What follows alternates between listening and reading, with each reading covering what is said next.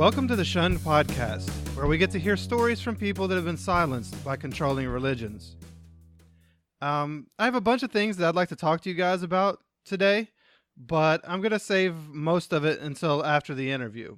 There have been some exciting happenings here in the land of the Shunned, and I'd like to share them with you, so be sure to listen all the way through the podcast, and I've got some interesting things I'll tell you at the end. Today we're going to learn about Fernando and what it's like to live in the cult of Jehovah's Witnesses, but we're also going to learn what it's like to grow up knowing that your sexuality is condemned by the very faith that you've, held up on a pedestal and that has been your whole life. So let's just go ahead, dive right in, and get to know Fernando. My name is Fernando. I'm 28 years old. I was one of Jehovah's Witnesses, and I am shunned. All right. So then, Fernando, how'd you come to be one of Jehovah's Witnesses in the first place? Like, were you exposed to it from birth, or was there a certain age when maybe your parents started studying or something? I know when I was younger, they were studying to be Jehovah's Witnesses, but as far as I can remember, we were in the religion, so I just tell people I was born into it. Yeah, I mean, that makes sense. Especially if it's at a young age, it doesn't, there's not much difference in being born, Yeah. technically born in, if it's all you really know. The best way I say it is like I don't remember celebrating holidays ever, so I was born into it. Yeah, that's a pretty good way of delineating it. All right, then. Well, then, how did your parents become Jehovah's Witnesses? Okay. Well, I'm not 100% sure on this answer. If it was my aunt or one of my uncles that introduced it to my dad. Okay. She lived in Mexico. Obviously, both of my parents came over from Mexico back in the day. And so she had told my dad about this organization. And from what he would tell us, he noticed the change in her and how she was behaving differently. And he admired that from her. And so she passed it along to him. He, at that time, was here in the States. My mom was still in Mexico. And he started studying with the Jehovah's Witness here. And so when she came over, then she started studying with one. And that's when they passed it along to their children at that point. Gotcha.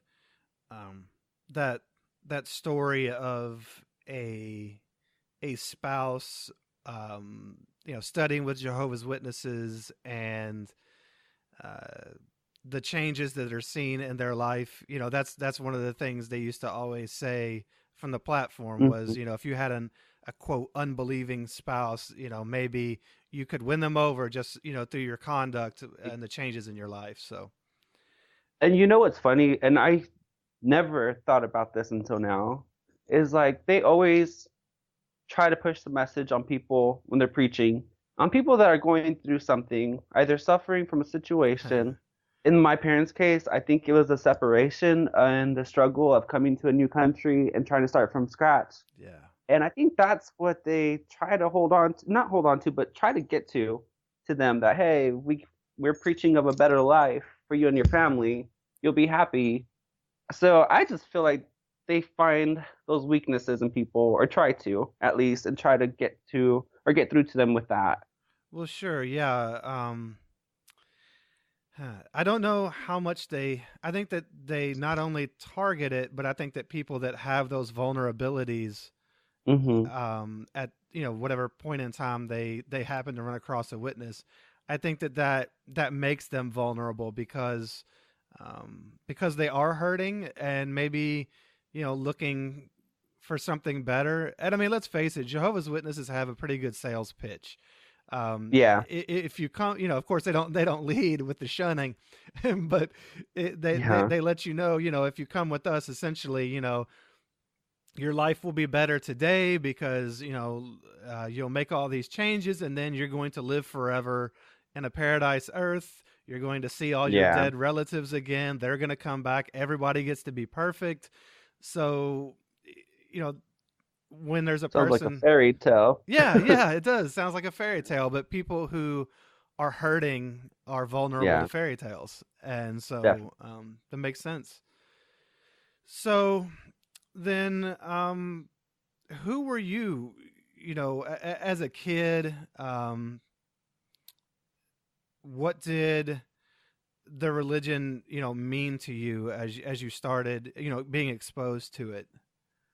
Yeah.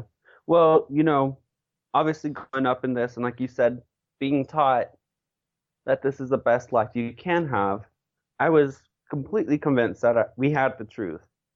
And growing up in a family that was very committed to the organization and to serving Jehovah through this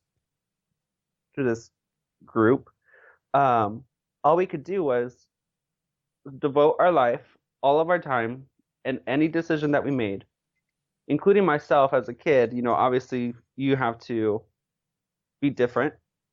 And so I had to show people who were not in the organization that I was different Yeah. and then bring up this, tell them why. And that way they can join as well. So I was just completely convinced that we had the truth and that we were doing everything that we had to and that we had to get this message out. Yeah. So then, what was the worldview? How did you see the world around you? Obviously you were different. That Yeah. was a big thing for all of us. But how did you see the world? What did it make you? How did it make you see the world? Well, this is where I just think it's fucked up because what I think, looking back now, what I thought about everybody was that everybody outside was helpless. They were in despair, and we had all the answers that they needed. Even though we were lying to ourselves, we didn't have the answers that we needed at times, but we had everything that they needed through this organization. And they needed me to go tell them.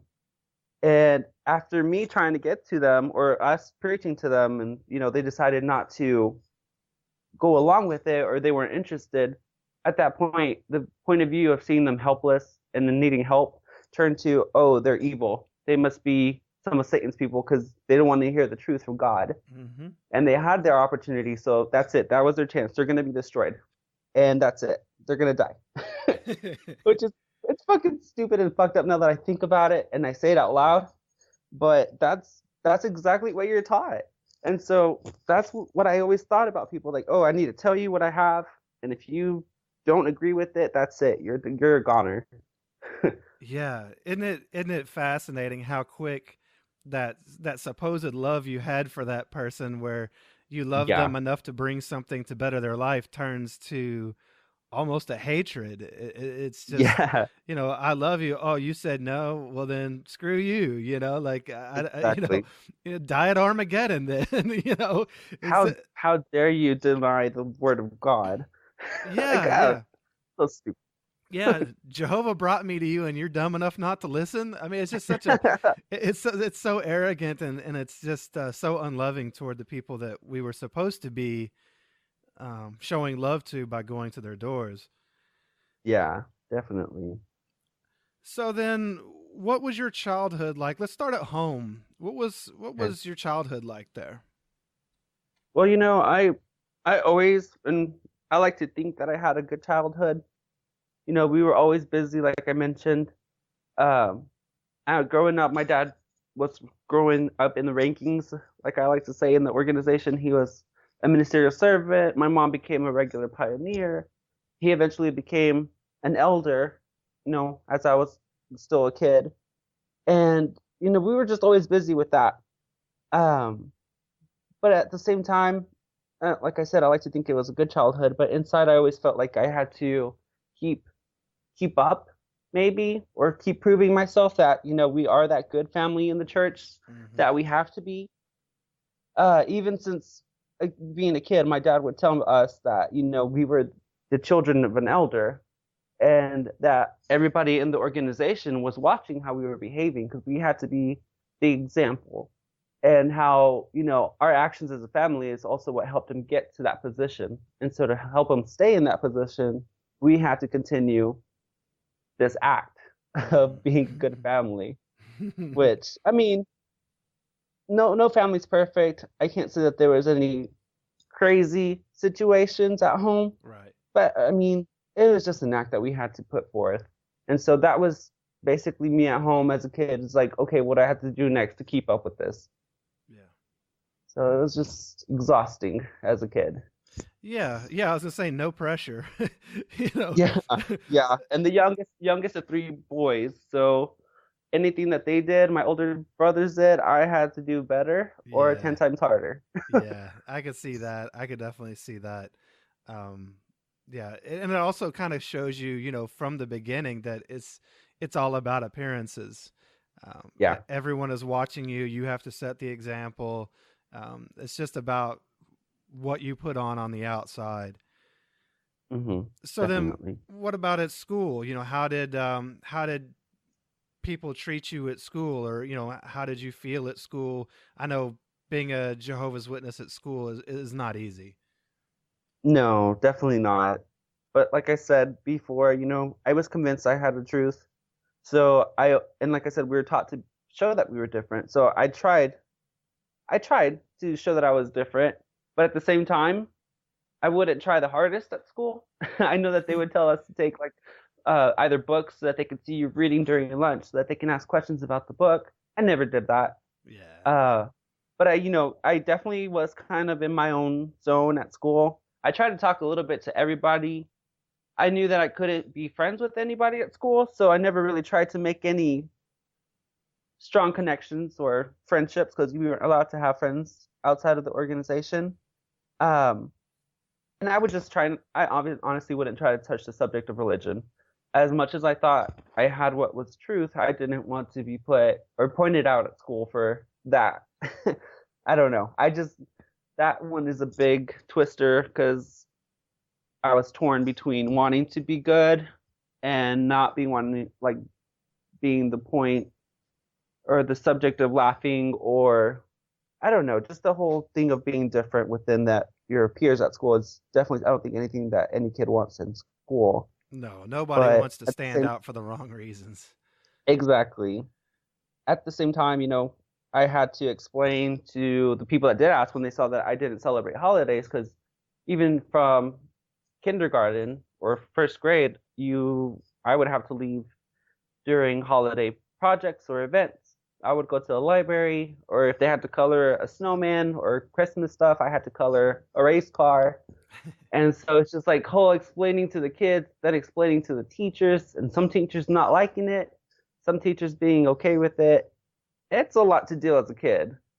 So again, it's just that whole thing of trying to keep up and just being exhausted all the time. Yeah, it is a very tiring life, to have to play this. It's like you were given a role to play, and you had to play that role everywhere you went, regardless of Yeah, how you felt about any of it. Um, exactly. so then, what about at the Kingdom Hall? How did that? How did you feel at the Kingdom Hall? Were you one of those kids who was all into giving the talks and going out in service and everything and knocking on doors, or how'd you feel about it? What was your progress like there? Well, actually, at first, that was before the age of like taking on responsibilities. Yeah, yeah, I didn't mind it at all. I did not mind it at all. I was like, okay, let's go do this. But I always thought about it as a task, like just get it over with. Um, I wouldn't I wouldn't like be upset about going preaching and stuff, but at the same time, I was always on edge.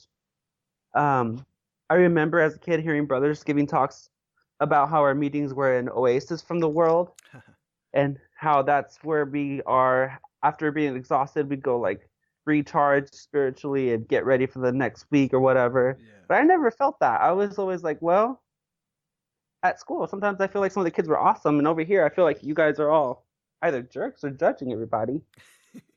But I always consider myself a spiritual kid, and I was making good progress. And like I said, this was like before getting baptized, I guess, because I got baptized at 11. So I guess before that, it was pretty good because I didn't have to do much. But after that is where I was more on edge and I was more stressed out. I was even more exhausted for keeping up all these appearances, basically. Because also inside, I knew that I felt different, that I didn't agree with this. But what else do you do at 11? Yeah.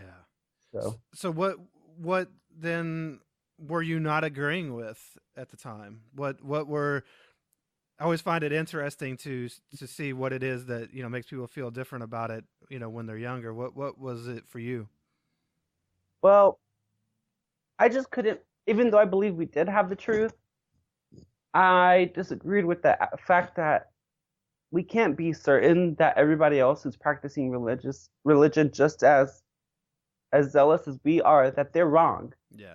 I couldn't believe that these people who are actually living decent lives and they're not hurting anybody, they're not hurting themselves. There's no way that God is going to destroy them for them trying to worship a God just the same way that we are. I never that never made sense to me. I'm like, what if they're reaching the same ending, just a different path? Right. Like there's no way. And based on what I saw at school, some of the kids were great. And even like adults, some adults were great. And sometimes I would hear even my family talking shit about other members of the organization. I'm like, this isn't a loving organization. It's like, I remember one time at dinner, they were talking, I don't remember who they were talking about, but they were talking about a certain family. And I think one of the kids was going through some hard times. So there were obviously a lot of rumors throughout the congregation because that's what happens. And they were talking so much shit.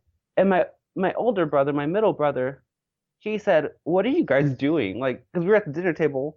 He said, "This isn't what we should be doing." However, he came up to grow up and be an elder, so he just followed the same path.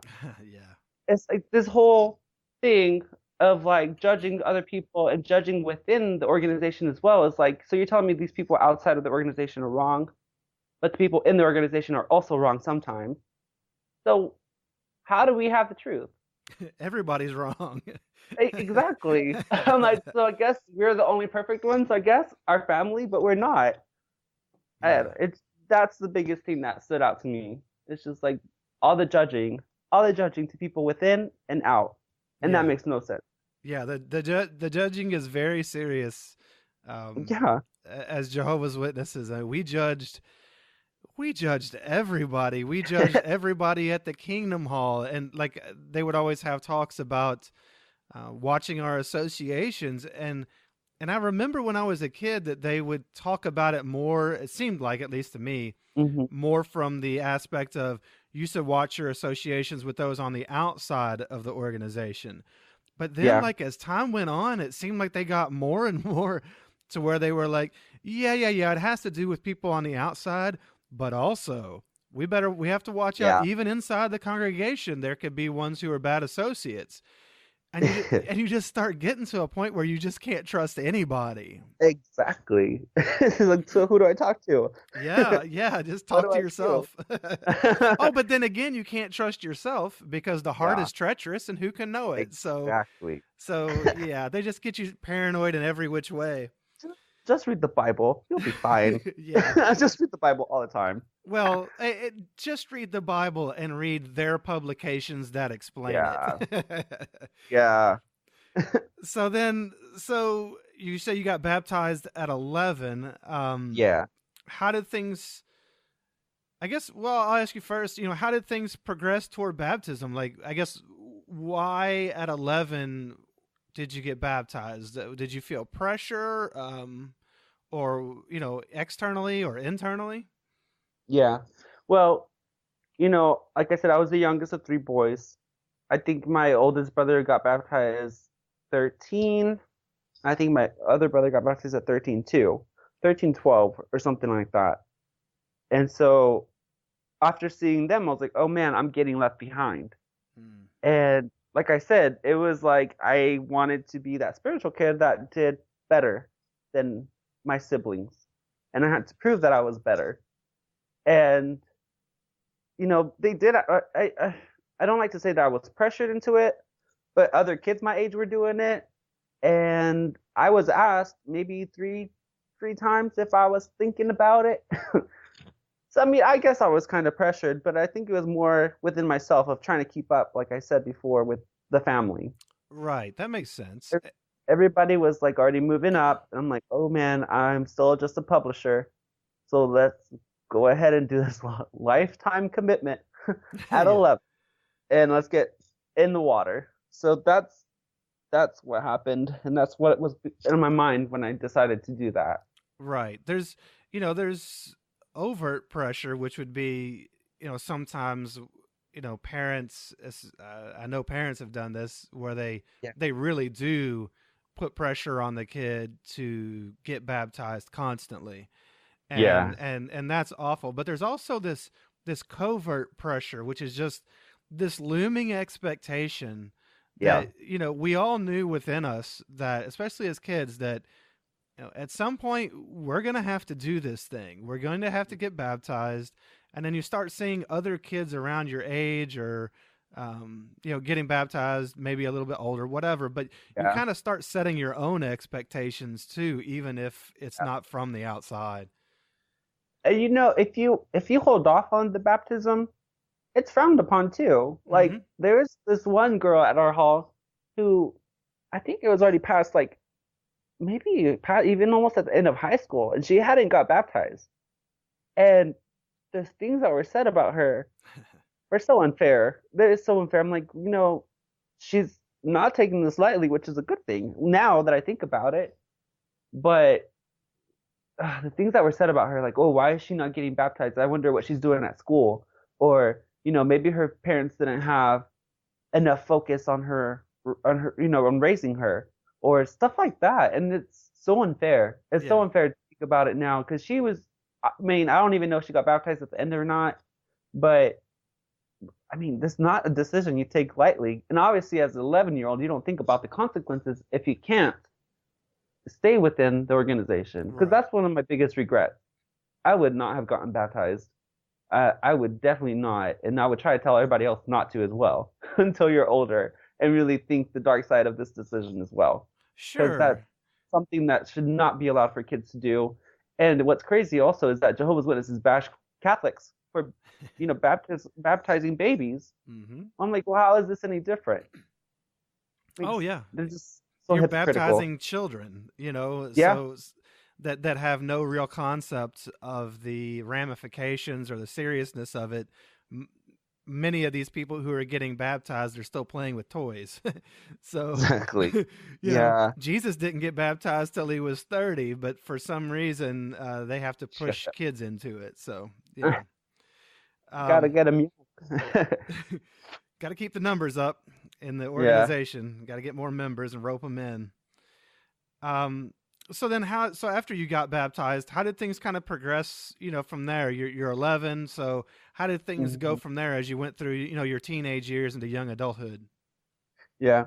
Well, once I got more into teenage years, as soon as I could, my dad, I guess I should start with my dad. He was very active in hall builds. And so my brothers were in hall builds. And so as soon as I could, I signed up. And here we were going to hall builds almost every other weekend, along with preaching and family study. And so I was keeping up with that. We were in the landscaping crew, which was some hard work for like a 13, 14-year-old kid, Yeah. especially out here in Oklahoma in summertime. It gets ridiculously hot. Also for assemblies, we volunteered to help with parking. We got there the day before for setup and cleanup, and we also like helped during the whole thing to help with the cleaning. And so honestly, I didn't pay much attention at them because I didn't have time. Because I was busy before, during, and after. Also, as soon as I could, I began pioneering auxiliary. I don't know if I'm saying that right. I Yeah, yeah. usually say that in Spanish. Yeah, an And auxiliary pioneer. yeah, and so after that, after a few months of doing that, as soon as I could, I became a regular pioneer, and that was just a whole nother level of stress because we had to dedicate, what is it, 75 it was when I became one, 75 hours, 70 hours of preaching a month. Yeah, they've changed it several And times, but it's somewhere around there, yeah. yeah, so now I was a pioneer. At this time, I think my brother was working on being a ministerial servant. My oldest brother was already one, and my dad was the head elder of the congregation. And so uh at this time I also started thinking, something is different about me. What is making me feel different? And so, the teenage years is where you kind of start discovering yourself a little bit more. Hmm. And so that's when I started realizing, why I've been feeling different all these years is because I was gay. And so that added a whole nother level of pressure, a whole Yeah. nother level of stress, because obviously I knew that that was not acceptable. And so I think I was trying to push myself to do the most to counter that, you know, because I knew that I was doomed, Right. basically, if I changed my ways. Because, they say we don't hate the gays, but they can't act on it or they can't do anything else. Right, right. You can have you can be gay, you can't act on Yeah, being gay or what, like like it's okay to be it mentally, but you can't actually like ever yeah, express that in any way. Um exactly. it's And really so, messed yeah, up. it is. And it's the same thing about any other, what they call sin. Mhm. Like they hate the sin, they don't hate the sinner, basically. Right. But as soon as you commit the sin, you're out. Like there's, I mean, you obviously sit in front of some creepy elders, Right. tell them what's going on. But I always knew that. I was like, oh my gosh, if I start talking about this to anybody, Mhm. and within the congregation, if you know something, you're supposed to confront the elders. If your friend confesses something to you, bring it Right. up to them. Right. And so I was busting my ass trying to like make up for the fact that I knew that I was wrong on this aspect. But at the same time, during my teenage years, I did start watching porn. I discovered masturbation, which was also things that are not allowed. Right. But So I as had every teenager does. exactly. So I mean, I came to the point where I'm just like, okay, let's work even harder, like double gear. So then came along evening preaching, Saturday preaching, and I took middle school. I'm sorry, middle school. I took Oh, okay. homeschooling for high school. And my parents gave me that option if I wanted to become a regular pioneer, and that's how that started. So I Oh, had school really? So they let you homeschool because you agreed to to spend more pioneer. time in the ministry? Yeah, Wow. exactly.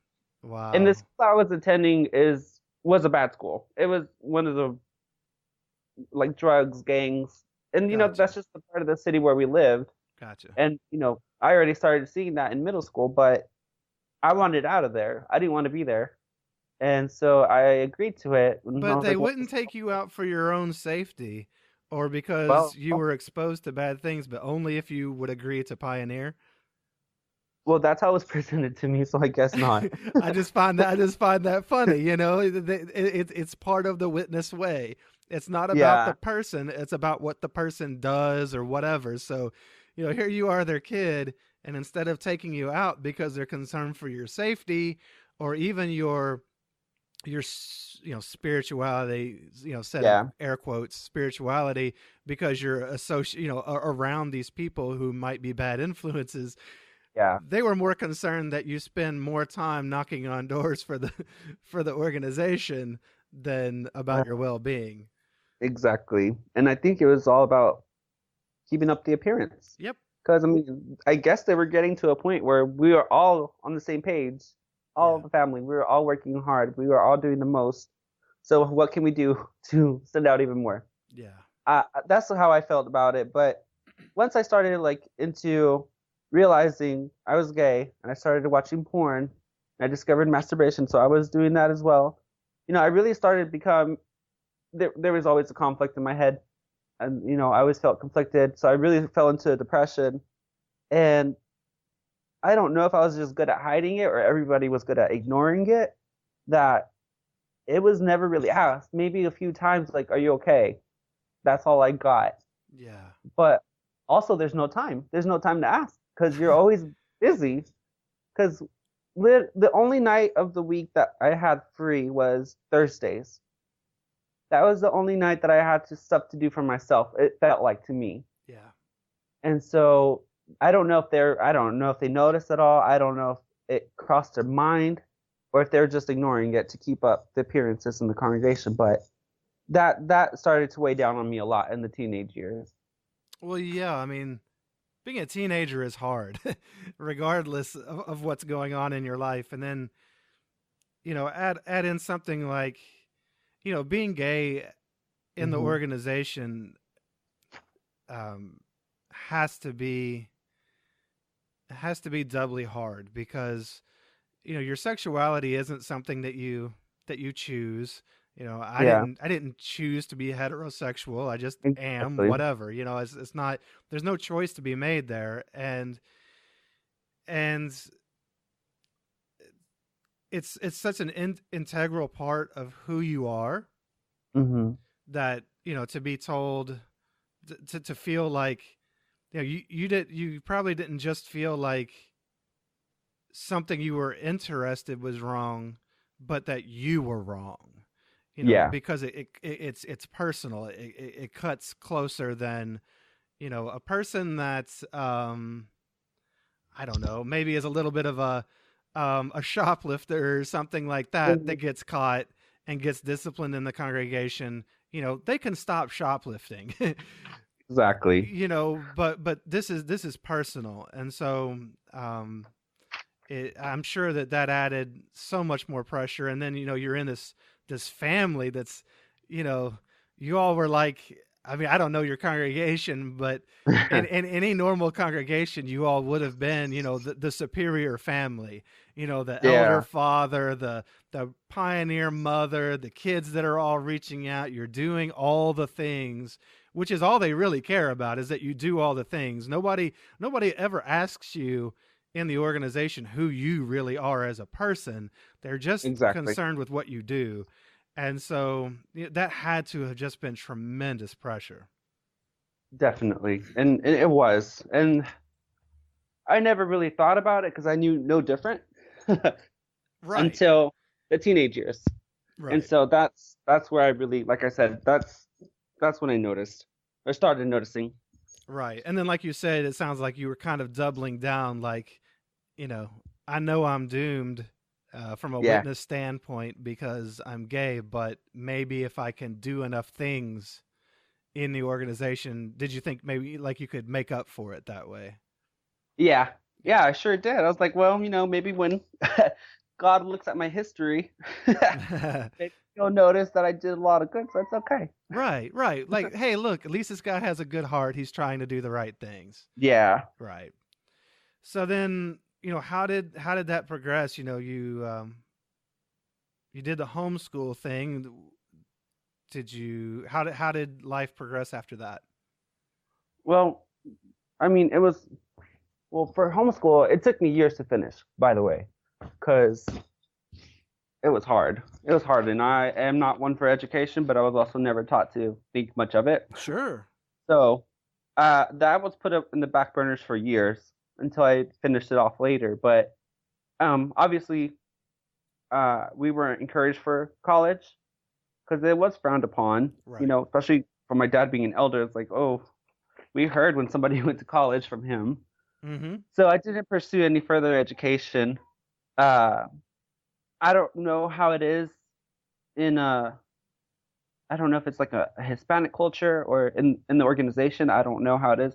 I did notice that it was different, but you weren't supposed to move out of your parents until you were intending to get married in a way, just because they thought, oh, if you're by yourself, that's easier for you to fall within Oh, sin. okay.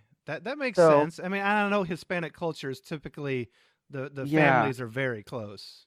yeah. And so, I didn't move out. I obviously wasn't thinking about getting married because I'd never thought about that as an option. Right. Um, so, you know, um, I was just very involved and I kept busy. I kept very busy in the organization. At this point, I think maybe 19 or 20. I Yeah, it's about 19 or 20. I think that's when I was announced as a ministerial servant as well. So I was a regular pioneer. I was a minister servant. So in everybody else's eyes, I was doing great. No, I was active. I even went down to New Orleans to help with the Katrina, rebuilding. Right. But as much as that made me feel good, the Katrina rebuilding, because obviously you're doing some good. Sure. But I also didn't feel content. I wasn't full of this love and happiness that the organization promised. And I Right. think it was with the fact that I knew that I was wrong, well, in their eyes, for my sexuality. Mm-hmm. And so I didn't know how to express myself in those days. Sure. Um, so I really started working because I'm an artist, so I do art on the side, Oh, cool. and I really started doing some artworks. And now that I look back, a lot of my colors that I chose were black, red, and white. And I have a bunch of pieces with these colors. So I just started thinking of ways to get kind of express myself through that. And so, like for example, one of them, it was a face, and there's tape over the mouth, and it's sewed on, and there's blood coming out. Like it was very dark and gory at sometimes. Right. So I didn't even show some of these to my family because they're like, "What the hell? What the hell is this?" That's almost like a So perfect representation of being shunned. It just struck me. yeah, yeah, and that one sold, and that one sold in California, so and that one found a home. But I really started falling into my artwork. I was up till like I don't know 2 in the morning, several nights, just working with my headphones on, and just trying to get. I was looking for an outlet, basically. So Yeah. that was it. That was how I expressed myself when I couldn't tell anybody how I was really feeling. Yeah. Yeah, I can see that as quite the expression, whether it's being shunned or being gay, whatever it is that you can't Hmm. express. That's really that's really poignant. You mentioned I have to go back to something you mentioned that you worked in the Katrina aid. Yeah. When you went down for that, I just have to ask, did you ever, I don't know if you ever knew who you were helping rebuild for or not. Did you ever work on anyone's home or whatever that wasn't a witness? No. They were Yeah, all witnesses, all the ones I witnesses. helped. Yeah. They mentioned a story that they helped some person after they were done with the witness house, but that was a one-time thing that I heard about. Because obviously they only take care of their own, Right.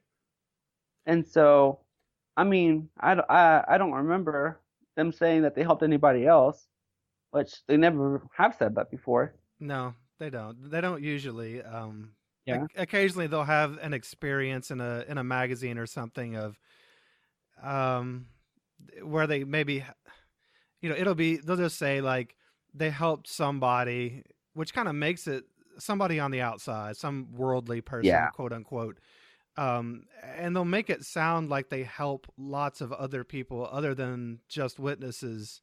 Yeah. Um, but they don't. They usually just there might be somebody who lived next door who just needed a small something, or maybe somebody who had shown an interest in studying with the witnesses already. So maybe they'll Yeah. help them, and then they, get baptized or something, and then they'll use that person as an experience. Yeah. Or I wouldn't put it past them just to make something up. But Yeah. because I mean I know myself. I was interviewed on stage at like circuit assemblies and stuff, and Yeah. if my story wasn't sensational enough, they would They push. changed it up. Yeah, they would push me to make things up. Yeah. Yeah. They made me do that too because I was also interviewed several times, Oh, I bet. and they just totally like rearranged everything and took words out that you shouldn't use this word. I'm like, well, it's not a bad word. Why do you want me to change my point of view? Right. And you obviously practice with the elder or whoever's giving you the interview before the CEO comes, and then the circuit overseer comes, and then you practice with them, and then you practice, on stage, and he's like, you got to change everything. It's like, all right, well, tell me what to say. Yeah, isn't it And interesting? How many times should you have to practice telling the to tell your truth? story. You know, that's what was it last year? I went back to attend a circuit assembly here in Oklahoma, in English one. Okay.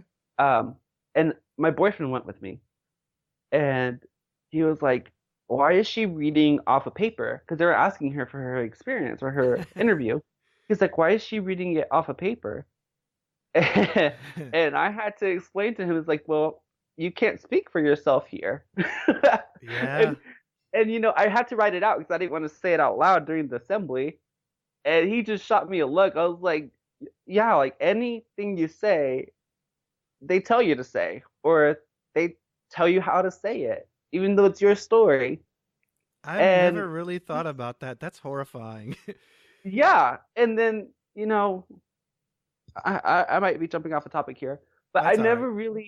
I've never really thought about it before, Yeah, because you don't question, you're not supposed to. right. But that just, when I told him that, I was like, well, fuck. Like, I was never genuinely me. Nobody here is genuinely them. Right. They're acting, they're saying, but by what this organization is telling them. And the first time that I watched uh, the Leah Remini Scientology thing, Yeah. the show, Mm-hmm. the first time I watched that, we were on the couch watching this, and I had a drink. Every time I watch that show, I have a drink next to me. Like right now, I have a drink next to me, just cause. But I was watching it, and I was like, I like paused it, and I looked at him. I was like, oh man, I was raised in a cult. I was like, it had never crossed my mind. Yeah. Never crossed my mind that I was raised in a fucking cult. Yep. And I told him, I was like, they would always argue that because everything that they do is open to the public, according to what they say. That's how they fight that they're not a cult. Mm-hmm. But the fact that you can't look for information outside of their publications, the fact that they're hiding stuff from the members who probably have a good heart and think they're doing the right thing, I'm like, that's a fucking cult.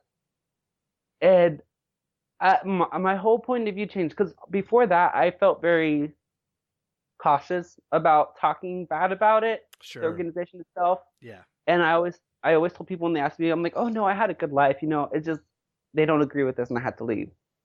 But now I just tell them it's like, maybe I do think I like to believe that there are good people in that organization that believe that they're doing the right thing because Sure. I was one of them. Yeah, yeah, they're sincere.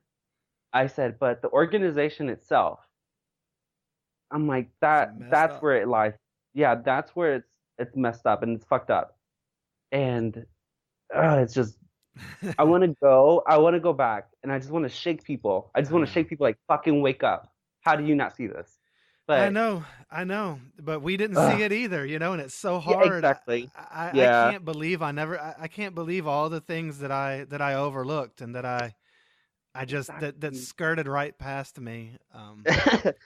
It's just it I gets me mad with myself for not seeing it, and it gets me mad for everybody else. It gets me mad for everybody else and how it's changing so much right now. Because I try to like keep up with what they're saying because I Yeah, want to know what like people I know are thinking, right. and the way that it's changed so much. It's and I did reconnect with a friend who stopped going, so they would be inactive right now. But you know, we were talking about this. I'm like, they're kind of becoming mega church like, Yep. which they were very against. They would talk shit so much about like Life Church and stuff. And I'm like, okay, they're making their own music. They're making their own like little videos and movies, and they're going like with everything online. Which, other than them not having enough money for publications anymore because of all their, whatever their cases, Right. but they're becoming a mega church. Yeah. And They've if they become a mega church, they're a mega cult. Like that's a scary thought to think about. Oh, that is scary. Because I saw some of the new videos where they're like, some instructions from the organization might not seem logical from a human standpoint, but you must not question it. So you should be trained now how not to question stuff. Yep. What the hell is that leading to? They have a song called Listen, Obey, and Be Blessed. That is Wow. one of the songs they sing. In fact, I remember it being one of I think it was maybe, I don't know. I mean, I may totally be off base with this, Hmm. but I remember when we got the new songbook, I Is think that was green one one? of the first songs that we ever sang was Listen, Obey, and Be Blessed. And I just remember as I God. was singing it thinking, this is messed up. Yeah, yeah, yeah. I was And still in, but there was something about that just seemed really messed up. and you know what else is fucked up? They preach that if you are in the world living outside the organization, people say that they're unique and that they live for themselves, but they really aren't because they're living by the devil's rules. Right. So if you really want to prove a point and be unique, you should be in this organization, which makes no fucking sense. Like we just said, they tell you to shut up and listen and Yeah. don't question us. Yeah. If you want to be unique, come over here and look exactly like all the rest of the 8 million members and Oh think my alike god. and act alike and yeah. So then let's talk about how you got to that point. So um so you I think where we left off you were like 19ish.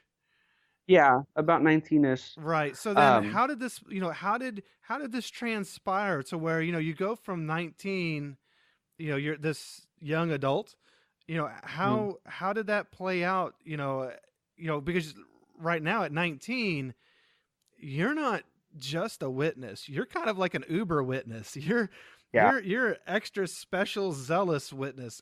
yeah. How did you what was your path from there? Well, between 19 and 21, I just continued with the whole thing, Right. basically the whole show. Right. I just continued. What was it? Like later when I turned 21, that's when I was introduced to alcohol, which became my friend at that time. Um, so just between after that 19 age, I just continued with everything, just kept going, kept my mouth shut, basically. Um, I still live with my parents. Um, my older brothers, I think at this time, by 21, they were already married. They were both already married, I believe, if I got that right. This whole time frame, like if when I think back now, I can't keep track of the years. I honestly can't. And it's How like a much of big. a I don't know, maybe this is a bad joke, but I was going to say, how much of a friend was alcohol to you? Well, you Well, can't remember. It's all fuzzy. no, it's not that. Like even like as a child, like I just the whole experience of being in this organization, it's one big long trip. No, it It is. feels. It is. I was just teasing about that, but like you were saying, No, I like know. you were so incredibly busy, and like Yeah. so there's a movie. I don't know if you know it or not, but there was a movie called Groundhog Day, and the No. premise of it essentially is that you wake up and every day is pretty much the same. Like you just keep Yeah. repeating the same day. And as one of Jehovah's Witnesses, that's almost what your life is like because every Yeah. day you're just doing these witness activities and you're so busy that I mean, what's the difference between this Thursday and 3 Mondays ago? Not there's That's not really, the faces stay the same, the places stay the same, nothing really changes that much. So it is hard to remember a lot of times what happened because it was just a big blur of the same. yeah. And that's hard to explain to people Yeah. haven't gone through that or through this because I never really thought about it that way until you just mentioned it. Like, yeah, all my weeks were the same. Hmm. How am I supposed to separate them? uh, yeah, I never thought about that until now. Yeah, it kind of keeps But you in a state of being numb. yeah, yeah, that's exactly it. Yep. Because it's like either a talk here, a talk there. Taking the group out for service every weekend is Hmm. the same thing. Yep. You're studying the same material over and over. They're just saying it a little bit Right. differently or changing the experiences. True. But Yeah, yeah, it's just the same stuff over and over. It never changes. that's funny. Um, but getting back to your question, yeah, I turned 21. I started drinking quite heavily. Obviously, people didn't know, or my parents didn't know at least. Sure. Uh, I started to befriend people in the organization who were kind of on the same boat. Now that I look back, I think that we just all didn't agree with what the organization was teaching, and we found an outlet in alcohol. Oh, that makes In a sense. way. Yeah, Yeah. so when we were all together drinking, we would have like little house parties and stuff. And yeah, we did definitely overdrink, like young and stupid. Sure. Um, Like normal but people. yeah, I mean, yeah, exactly. But I feel like that's when I had the opportunity to kind of let my guard down a bit. Like when I can actually like semi be myself. I never came out to anybody in the organization as gay, but if I had a question or I jokingly would say, "Oh, that's pretty fucked up that they're teaching this or that." Like they just laugh it off. Right. So I think that was just like a little outlet for us that we went through. Um, and it was nice to have somebody there for that. It was a group of us that were there for this whole little time of the life that we were going through questioning stuff. Wow, that'd be But very nice. yeah, um, and those are probably some of the best times that I can think being in this organization.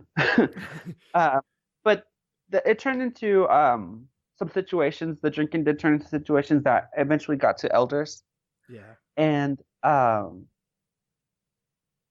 it really just started a whole bunch of stuff because I don't even know exactly what all happened because honestly, I would fall asleep a lot while drinking. So I don't know. Something had happened within the group, and so obviously it was a sin that we were drinking this much. But like I said, it got to the elders, and then the elders of certain people. We're all in different congregations, so it kind of spread, and it was several congregations that were involved. So the circuit overseer was involved too, apparently. Like he started jumping in for advice for the elders and stuff. Right. And so it really just stirred the pot and caused a lot of drama. And they were, in a way, trying to put us against each other.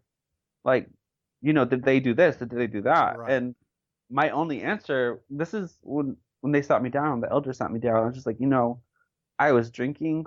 I don't know what they did. Here's what I did. And that was always my answer because I was not one to throw somebody under the bus like that. Because one, I honestly didn't know what they were all doing, and I'm not that person. Sure. So I had to meet with them, my judicial committee. I was announced as reproved publicly. So from the stage, obviously, they let the congregation know that you fucked up, but you showed you were repentant. Right. So, I mean, coming from this family that, in a way, I think of it now as like kind of royalty in the organization or the congregation. That was a big blow. Yeah, that's a That, scandal. yeah, and so I was there when they announced me as reproved because I had to be there from what they told me. And so I was Really? They just, told you had to be there? yeah, they told me that I should attend, and that would show even more that I Repentance. was repentant of it. Gotcha. So, that was humiliating, hearing that from the stage. Mm-hmm. Um, um, How'd that impact your family? oh, that was a whole nother thing. You know, they kind of bunkered down a bit more. I was the only one there, but they also knew that, I was of age. And we sat down and we talked about it. My dad being an elder, he kind of was, every time that I did something wrong, it was kind of like he would switch the roles while we were talking from elder to dad. Oh, that's So weird. kind of hard to know who I was talking to or what mode he was in. Right. Um, but I came clean about the drinking. I did not come clean about throughout this whole time. I'm like watching porn and masturbating and all this stuff that I'm not supposed to be doing either. Right. Um, so I didn't tell my judicial committee about that, even though they asked me like 4,000 times if there was more. Um, also, I think at this time, I mean, I was obviously sure that I was gay, but they just basically sat me down, let me know that I had another chance and that I shouldn't waste it. And that, if it came down to me not being repentant, that'd mean I had to leave. And so at this time, I was just like, well, you know what? I was already publicly reproved. We're good. We're on the same page. Let's get better from here. And so I just didn't let them know about anything else. Sure. Who would? Um, yeah. And so I did feel guilty as well because, obviously we had all been working so hard for this organization and I fucked up and everybody, I was still living under my dad's house, so I think he was actually removed as an elder for a few months because I was in his house. And if he can't, lead his own family, how can he lead a congregation? Yeah, if you can't control every aspect of the life Yeah, of someone in your house, how can you yeah, possibly lead the congregation? exactly. And so I was good. I was good for a few months, but then I started sneaking alcohol again. I actually got to the point where I had a bottle under my bed and they just didn't know. Hmm. Uh, but it was just that whole feeling of guilt and depression and, being gay and knowing that that's a whole nother thing that's going to be open someday. Yeah. And so I was like, I kind of like gave up in a way. Like the best times going to the meetings was like not having a responsibility, not having to comment, not having to do anything. So I was okay with, being reproved and not being able to do anything. It was nice. It was different. It's like a little But vacation. yeah, it was. And, uh, like I said, I started going back to my old ways for the drinking part on that, and obviously the porn as well and stuff. And I actually started sleeping around a few times just to see if I was gay, because I was like, well, how do I know? Never tried any of this. Sure. Yeah, yeah, that's gotta be hard and, on you internally to yeah, figure and out. so yeah, I'm the type of person that I'm not saying I'm this without, or I don't like this without not trying it, or I'm gonna test it out, basically. Right. So I slept with women, I slept with men, and I was like, yeah, yeah, it's sure, I'm gay. Yeah, that's it. This is it. So, I just, it's a whole double life that I was leading. One in front of my family, the organization, and one out of it. So that added a whole nother level of stress because I wasn't being honest with anybody. Right. So So that's how we got to after that reproving.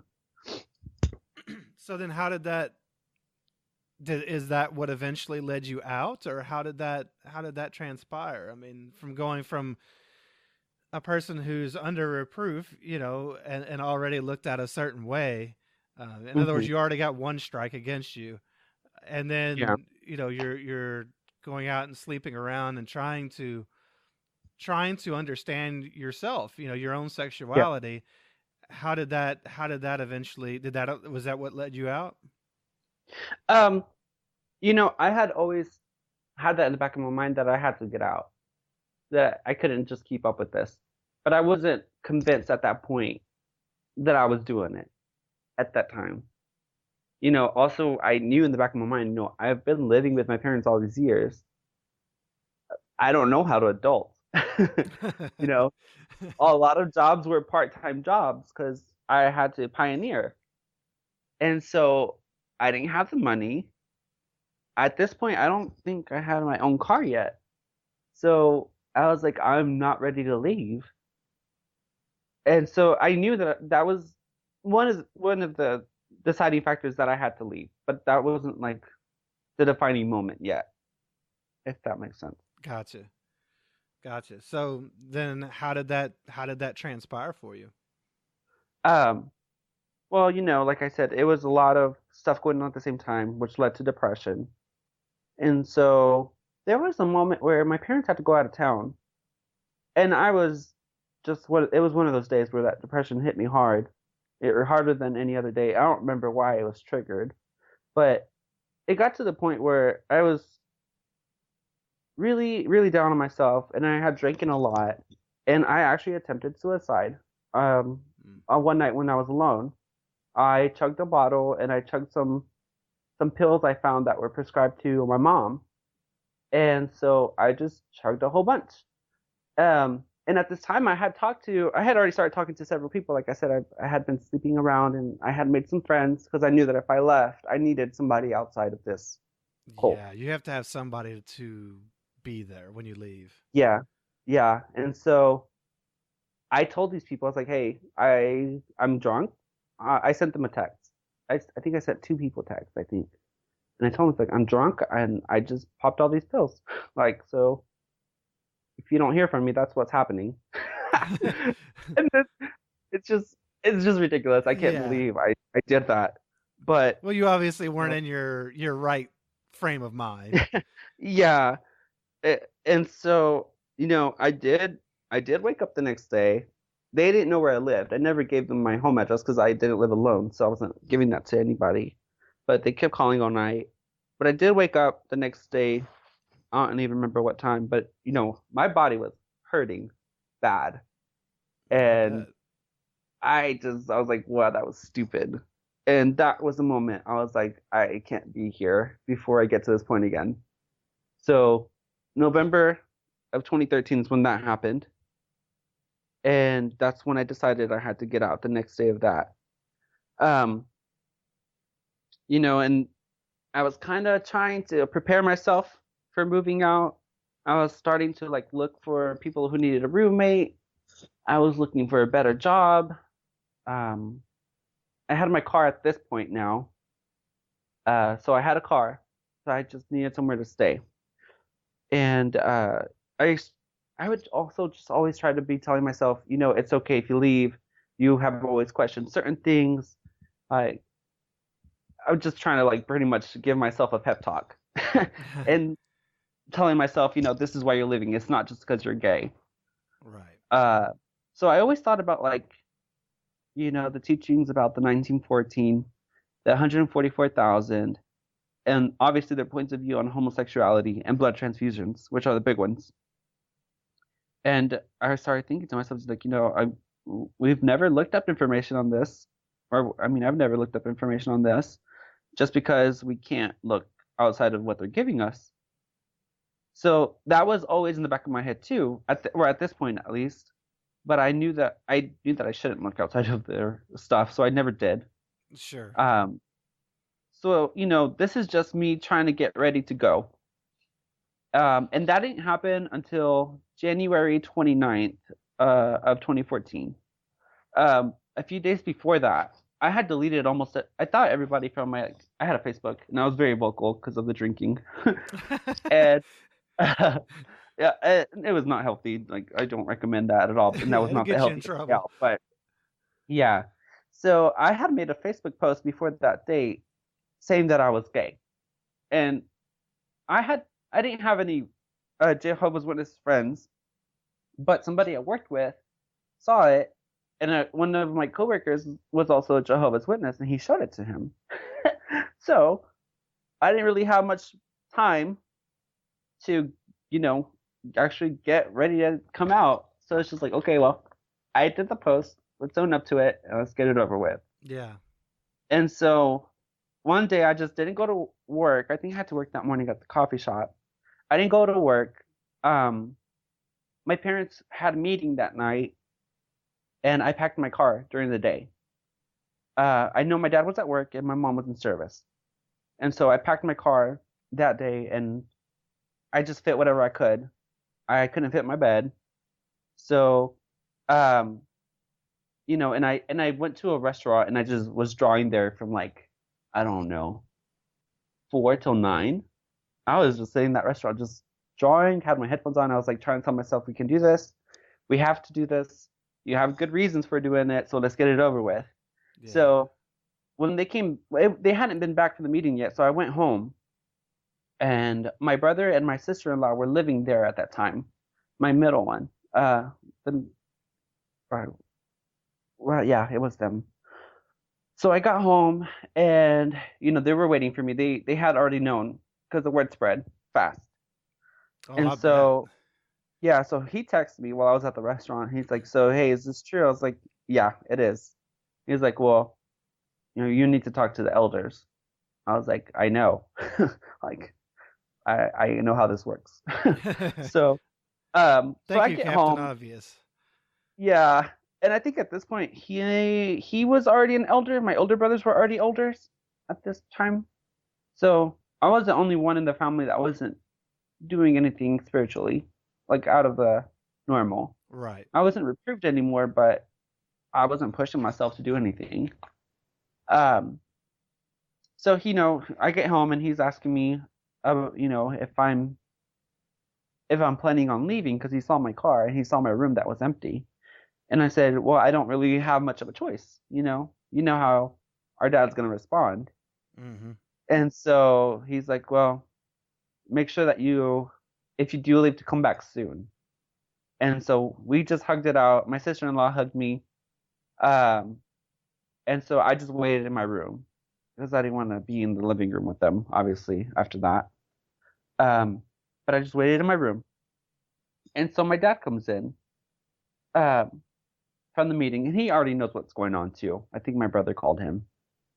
And so, actually, I'm lying to you. My mom comes in first, and she was devastated, obviously.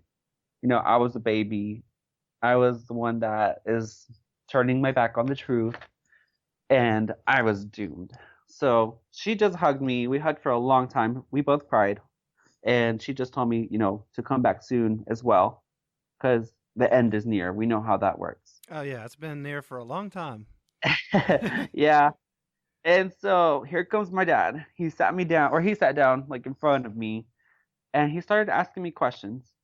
And he even told me, he's like, I'm not speaking to you as a dad. I'm speaking to you as an elder. And he said, I need you to tell me what has happened. What have you acted on? And I was like, well, I will tell you that I have acted on things, or on my, sexuality. I have acted on it, and I'm not changing my mind on it. And you know how it is with elders. Well, I don't know if you do. I think you do. But Oh yeah, they I know they how it ask is. for My dad details. was an elder.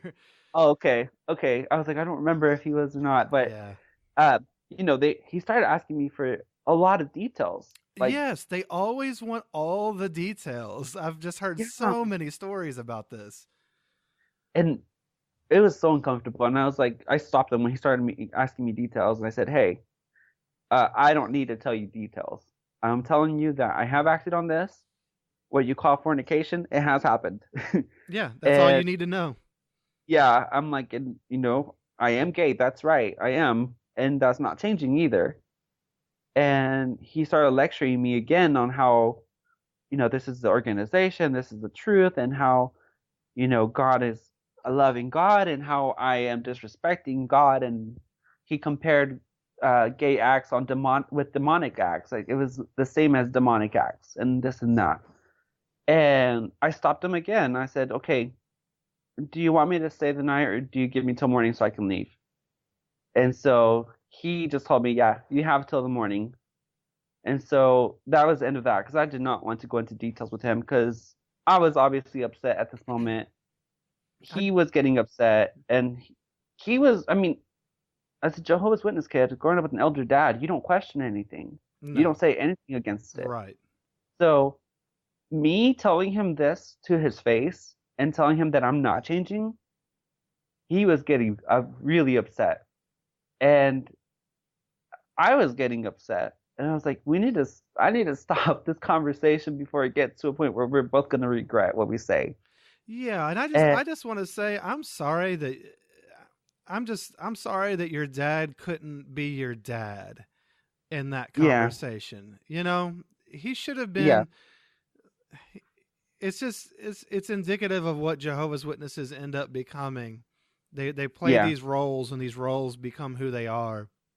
Hmm. And he pretty much admitted as much to you by saying, I'm not coming into this as your dad. I'm coming into this as Yeah, an elder. But you deserved a dad then. yeah. You didn't deserve an elder in that situation. And I'm just sorry that you didn't get that, because that sucks. Well, I was also expecting it. Yeah, yeah. As fucked up as that is, and I agree, I should not have Yeah, we all had we that. we all have been Yeah, there, and I mean, I had it with my dad too. He played yeah, the role too at times or whatever, but well, actually, I think that's the only way he knew how to be. He didn't know how to yeah. be a dad, really. Um, Well, they have to, if they're going to be a dad, they have to be the dad that the organization is telling them. right, And what better dad than an elder dad? right, right. So, I Just a mean, rule I think, enforcer. yeah, for sure. Yeah, So, coming up the next morning, I had my car packed, and uh, I that not that night before, the day before, when I came out to them, I had been talking with somebody online about getting a room at his place, but I wasn't thinking until like end of February. And so I sent him a message, and I was like, hey, so things have happened. And I told him what happened, because I didn't want him to think that I had to be like kicked out for some other reason and yeah, not give me the room. right. And so I told him, it's like, hey, this and this happened. Is there any way that I can get into the room now? thankfully, thank goodness, like thanks to the universe, he said yes. Like I had a room to stay in because I It's a didn't know blessing from Jehovah. Oh God, shut your face. No, thank Jeebus, I guess. I don't know. I don't know who to thank. I just say thank the universe, whoever's out there, great. If you're out Yes, there, right. sure. But thankfully I got that. I had a room to stay so I could move in that next day. I was in between jobs and also thankfully that I was thankful that I got somebody to come help me get the bed because I didn't have a bed. Or I wouldn't have had a bed, I should say. So he had a truck and he helped me move that over. Um, but I mean, I wasn't at this moment. I wasn't proud of leaving. I was kind of more devastated. Like, how could we Yeah, get there? You yeah. know? That's tough. Uh, yeah. And I It's did it. heartbreaking, really. It is. It is. And I didn't know how to adult, like I said. And I was in between jobs. I didn't know where I was going to come up with the money to pay for rent. I started a job, thankfully, and it's been a great job. I started working at a credit union, and I'm still there today. I worked hard coming in. I was like, I have to make this work. Like this is it. And it's been that's been great. And one of my friends that I made outside of the organization, got me that job, and Oh, he that's knew awesome. at this time because Yeah. he worked. And so already I had already been seeing people from the world treating me better than the people from the organization had. Isn't that amazing? And it's just that kind of confirmed my decision. Yep. And I kept telling myself that I was like, "Hey, you can be yourself." And that's another thing. I didn't know what to do with my time.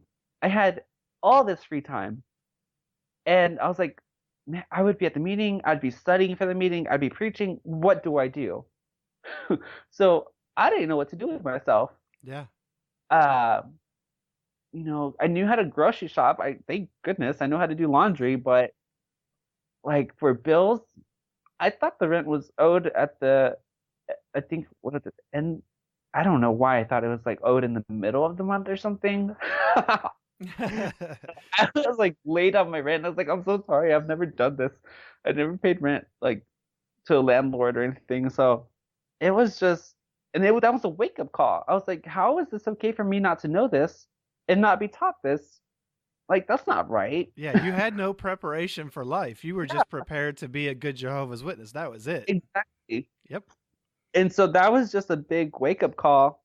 You know, Thankfully, I've learned sometimes by bad mistakes, Oh yeah. but I learned and I'm good. Uh, I feel a lot better about myself now. Also within 2 years, I think I moved like 6 times because I couldn't find a stable place. So, I'm just thankful that I had somewhere to stay. Yeah. I also lasted like 2 months in one of these places without a bed. Uh, it was a struggle. It was a struggle. And at this time, I was also in the mindset of everything they said I couldn't do, I'm gonna do it 10 times harder. So, and that's not healthy either. But No. No, but but I it was makes sense, and they set you yeah, up for that to some extent. They tell you that people who leave, go off and do all these things or whatever. They kind of like set up this self fulfilling prophecy to some extent, yeah, and then you kind of feel like, well, if I leave, then either A, I might as well do whatever the heck I want anytime I yeah, want because I mean I'm doomed anyway or whatever, depending on how you feel at the time. yeah. Or B, apparently everybody in the outside the organization Hmm. just acts in whatever way they want. And so I'm going to have to at least match that so I fit in because again, Yeah, nobody wants to be different. exactly. And speaking of like those that forecasting that they give about what your life is going to be after you leave, Right. my dad did say that. He was like, a lot of lives of for older homosexuals is AIDS, it's living alone and depressed. And I mean, and I never told my parents that I was depressed in the house. I never told them about that attempted suicide. To this date, they don't know. And just because that's probably when I felt most vulnerable. No, not wrong. That's not the word I'm looking for. That was when I was most disappointed with myself, that I let myself get to that point. And I didn't want to show him weakness. Yeah. I don't want to show them weakness. I don't want them to be right. And I'm always that person that's going to try to prove you wrong. Right. Or if you tell me I can't do something, I'm going to show you how hard I can do something. Yeah. So that was how my whole mindset. And I'm not that intense now. I promise I kind of sound like a crazy person back then now that I say it out loud, but no, to be honest, the way you're discussing it right now is kind of hitting me, because I kind of struggled too with the intensity of being told, like, here's what you can do and here's what you can't do. And yeah. I wanted to prove them wrong really bad. I think I just always kind of felt that way anyway. I never really had the opportunity to do a lot of things, but yeah, there's definitely something there. As you're talking about it, it's just striking me that they really, I don't know. I'll just have to think about that some more, but Okay. they really do a number on you as far as the way they treat you and the way that they limit you. Yeah. It's And like you said, like when they tell you that your life is going to be this, yeah. they're just still trying to control your life even after Yeah. you leave. Yeah, they are. And so I was set on, I'm going to do what they think I'm doing, or experiment with it just so I can say I've done it, Right. and tell them, hey, I did this. And at the end of the day, I know I'm fine. Right. And so, I did a lot of experimenting sexually. I've done a lot of experimenting drinking. Right. I eventually got to experiment a little bit with drugs, which I was very timid about, and I don't recommend it for anybody, but I did. And I didn't fall into a cycle of like abusing any substances. I did drink a lot, still to that day, and I honestly wasn't happy. Yeah. Just because everybody that I knew wouldn't talk to me. And that's Sure. also one thing that's hard to explain to people who haven't been through this. It's like, you were born into this. Everybody you knew growing up, it's like they're strangers. No. It's not like they're strangers. It's like they died, or you died. It's worse than that, because because that they're there. Right. You This is by choice. Yeah. Yeah. And that's why I even find it hard to explain. Like right now, I'm like, I don't know how to describe that feeling. No, it is hard. And these are natural relationships that, so, you'll see somebody on Facebook or something that will post something about how much they miss their mom, and their mom died like 30 years ago, Exactly. and it's like, yeah, like that, there's an innate need to have your parents that most humans have. I'm sure there may be some who somehow psychologically don't have that need, but I think most people have that need to have their family, to have, those roots, the people that you grew up with, or your roots. Definitely. And to have all of that ripped away, it is indescribable. It's not something that a person who has not undergone that, I don't think, can understand. It's like let's say everyone is on a bus, and that bus just went off a cliff.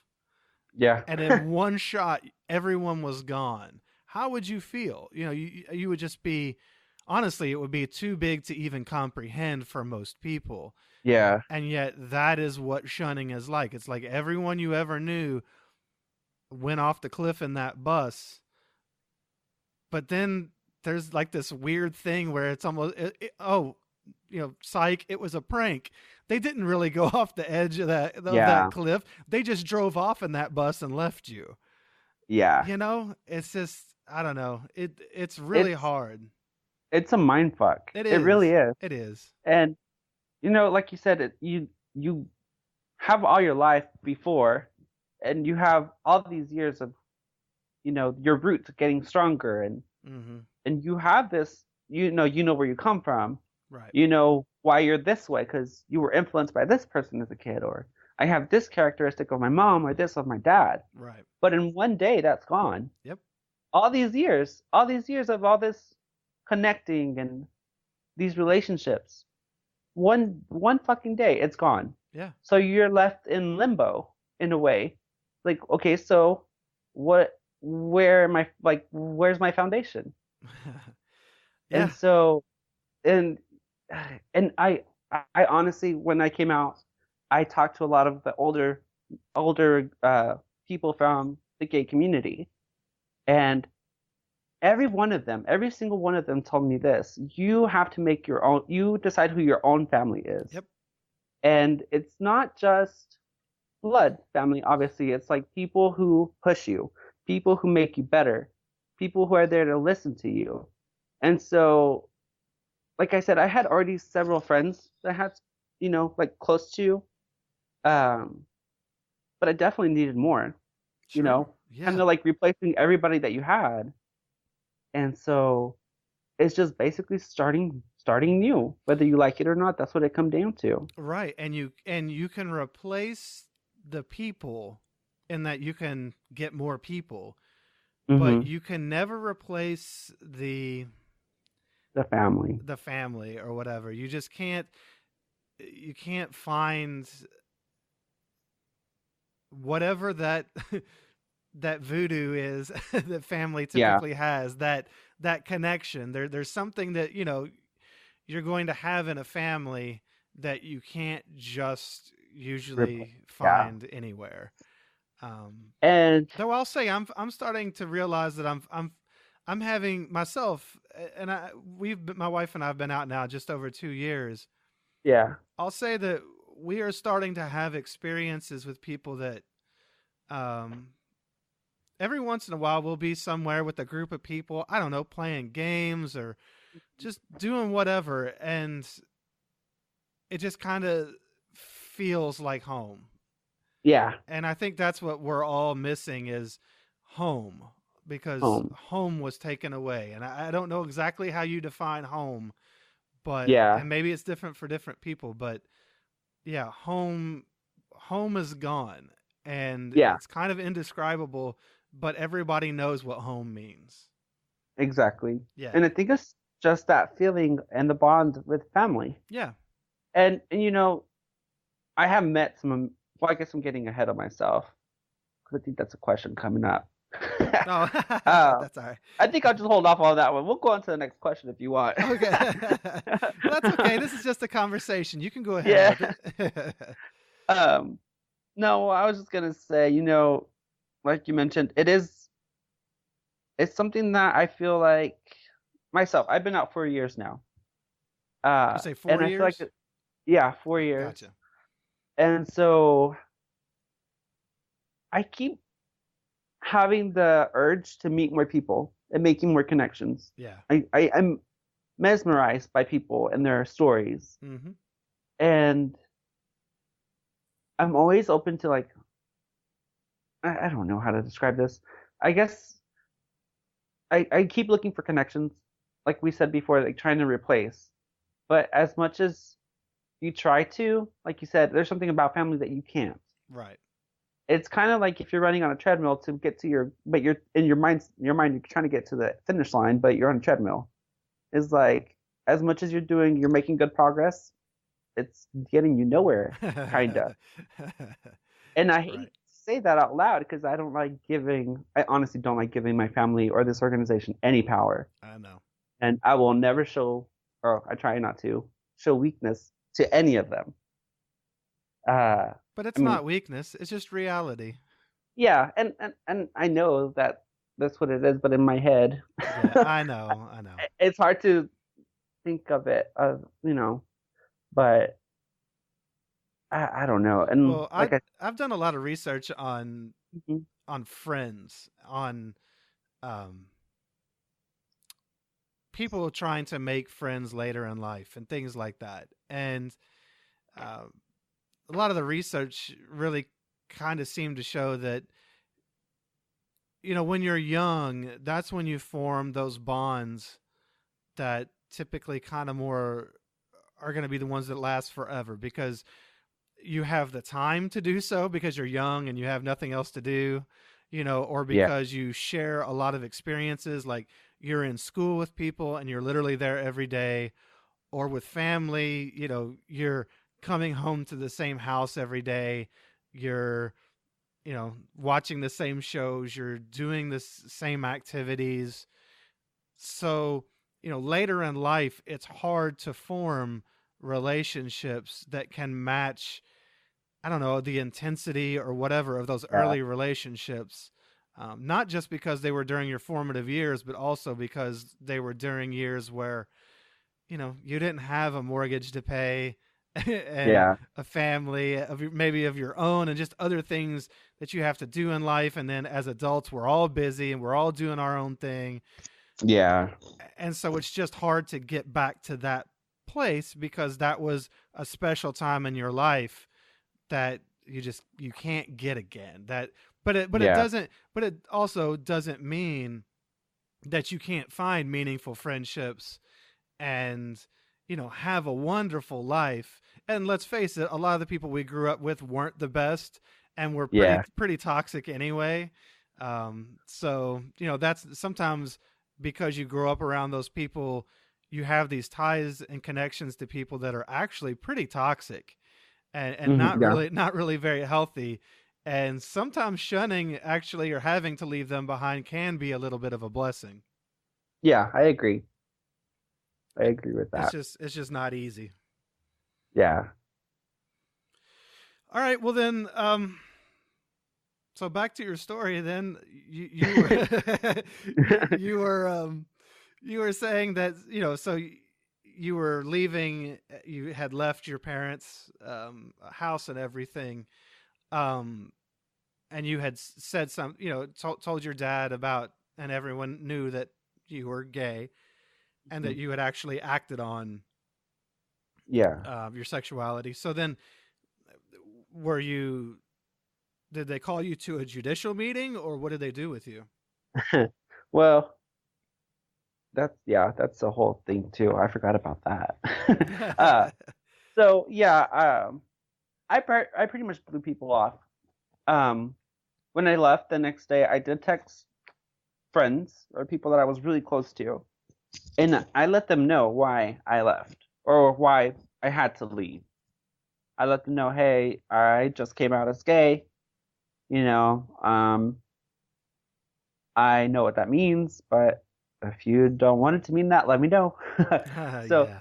I did text that to several people, and same response from everyone. It's like, we just, how it is, that we serve God and you need to come back and things will be how it was, and blah, blah, blah, blah, blah. So, I only did that for a few though. So, uh, once I started working at this credit union, and so, one of the elders, they were trying to call me. The elders were trying to call me, but I didn't want to talk to them. At one point, when I guess they found out where I lived, my parents didn't know where I lived. I didn't tell them since I felt like they didn't need to. They're the ones that were kicking me out. Uh, they left a sticky note on my car. I woke up in the morning going, getting ready for work and going into work, and an elder had left a sticky note on my car asking for me to call him. And I was creeped out. I mean, how do they know? you know, They have uh, ways. obviously. So I was creeped out, but I blew it off. I threw it away. I was like, whatever. I'm not talking to them because they don't deserve my explanations. Sure. So, the weeks went on. Well, one time coming out of work, we closed and we had a security guard, and there's two of us, me and the girl that worked with me. And I was walking out from the back where we usually do, and by my car are three elders. And This is I real was for anyone who's listening, who thinks, oh, come, no, that's real. Like, they do this stuff. They really uh, will, like, stalk you and hunt you down if they want to. yeah, the I was mad. I was upset. Yep. I didn't know what to do or say. So the security guard stood with me. He's like, they don't look friendly. So he walked with me. And the girl that I worked with, she turned her car on and faced us. Like she was in her car facing us. She's like, she told me, I will run them over if I need to. Because she knew about that whole story. Right. So she was in her car and the security was with me and they talked to me and they're like, we really want you to come talk to us. Think about what you're doing to your family with you leaving. And I didn't say a damn word because if I did, I'd probably cuss them out. And I didn't want to leave it that way with them either. Yeah. So I was just like, okay, okay. They're like, well, will you meet with us on this day and this day? I was like, okay, sure, I'll be there. So that was the end of that. They left in their cars, and so I just went home. I was pissed. I was I was furious. I'm like, how dare you just do that? So what I did is I typed up a letter, and I in the letter I explained that my dad is an elder, so I had already talked to an elder. He talked to me as an elder in his own words, and that I don't need to talk to other elders about it. And I said, and just to make things clear, when you invite people to your organization, you tell them to write their churches a letter saying that you're not going to be a part of that church anymore. You're going to be a part of this organization. I said, well, here's my letter to you that I no longer want to be in the organization and I don't owe you any explanations. Awesome. And so I dropped that off in their mailbox, and I found out that 2 weeks later I was announced because I told them to announce me as soon as possible, so I didn't want to leave any doubt. Right. And so they announced me 2 weeks later, from what I heard, and that was the end of that. That's what sealed the deal. So you went the disassociation route. So did my wife and I Yeah, understand, because otherwise you end up having to play that game with them where, if it wasn't a judicial committee, they would have just kept stalking you and things like that. It's just, it's one of those things that shows that they are a cult, is the difficulty that there is in leaving. You can't just walk away. Um, yeah, I mean, some people can walk away. Um, but not the son of an elder. right. That makes it a lot harder. Yeah, There are fortunate people out there that are able to that maybe have good relationships with their family or whatever, that are able to tread that yeah, line. But yeah, it's not always that easy. yeah, In fact, it often isn't. And even if you do fade, a lot of times there's a lot of games you have to play to keep up appearances so that you can keep your family, or so that you can talk to someone that you care about or whatever. So yeah. it's just an ugly thing. So after you disassociated, what'd you do? Did you just um, go on with your life? Did you ever hear from any of these people again, or? Well, I try to focus on myself Yeah. after that. I mean, all my life I couldn't. That's selfish, and that shouldn't be your focus. Yeah. So, I just focused on myself. I wanted to do better. I wanted to learn how to adult and do everything I needed to do and be responsible. Yeah. Um, I had my first holidays with my friend's family, which was mesmerizing to me. uh, What'd you celebrate? it, What was your first holiday? my first holiday I think was Halloween. Oh, that's fun. And so we got to do the whole face painting and everything. And then after that was Thanksgiving and Christmas. Yeah. Uh, so that was just a whole new world for me. And they couldn't believe that I had never done any of that. Uh, and I didn't know what to do. I was like, what's the routine here? Like, what do y'all do? Oh yeah. What's the protocol here? How do we Yeah, do it's like, this? Yeah. so what do I do? Like, and I didn't know what to do. It was just funny. Um, but I out of people, I didn't. The only one that tried to reach out, I think, was me. I'm trying to remember who, if anybody tried to reach out to me. But okay, yeah, there was one girl. There was one girl who I was close to. Her and her husband, and they sent me a message, and they just told me they didn't know what had happened yet. Like they didn't know details, and they said that if I needed anything to let them know that they still love me, and that obviously if I wanted to come back, that would be the best thing to do. Well, I was like, I don't think you know the story, so I told them, and they didn't respond anymore. So Right. that was it. So, I mean, I tried to reach out to my brothers. I would send them a text here and there. Uh, my middle brother, like maybe a month later, because it wasn't like anything personal. It was like, hey, do you guys have this document? Because I mean, I didn't take anything with me. Uh, I didn't have my birth certificate. I didn't have some other Oh stuff man. that I left at home. Right. Uh, and so I actually don't even know if I have my birth certificate already. Anyway, just like stuff like that. And I was asking him about a cell phone because I had my parents on my cell phone and I was paying for them and I couldn't afford it anymore.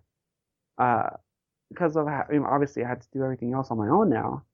And so he's like, okay, that's fine. He said, just stop texting me. And he said, you need to stop sending me messages because you are out and you know how this works. But this is And necessary family business, right? yeah, I mean, I thought so. Yeah, but it's only necessary family business if they want something. Exactly. And so I was pissed. I got a new number. I didn't have anybody's number. So I was like, fuck y'all then. Yeah. So, uh, however, I did send a few messages here and there to my oldest brother, and he lives in a different state. Um, and so I would just send him messages like, hey, is everybody okay? And the whole way that that started was because he asked a cousin of mine for my number because he had an accident at work and he wanted to let me know. So he sent me a text letting me know that he had this accident at work. And so I was just happy to hear something. I started getting, I got a gift card for him to send to them because him and his wife are in the hospital. So I was like, they might need something to eat. It's not much that I have, but here it is.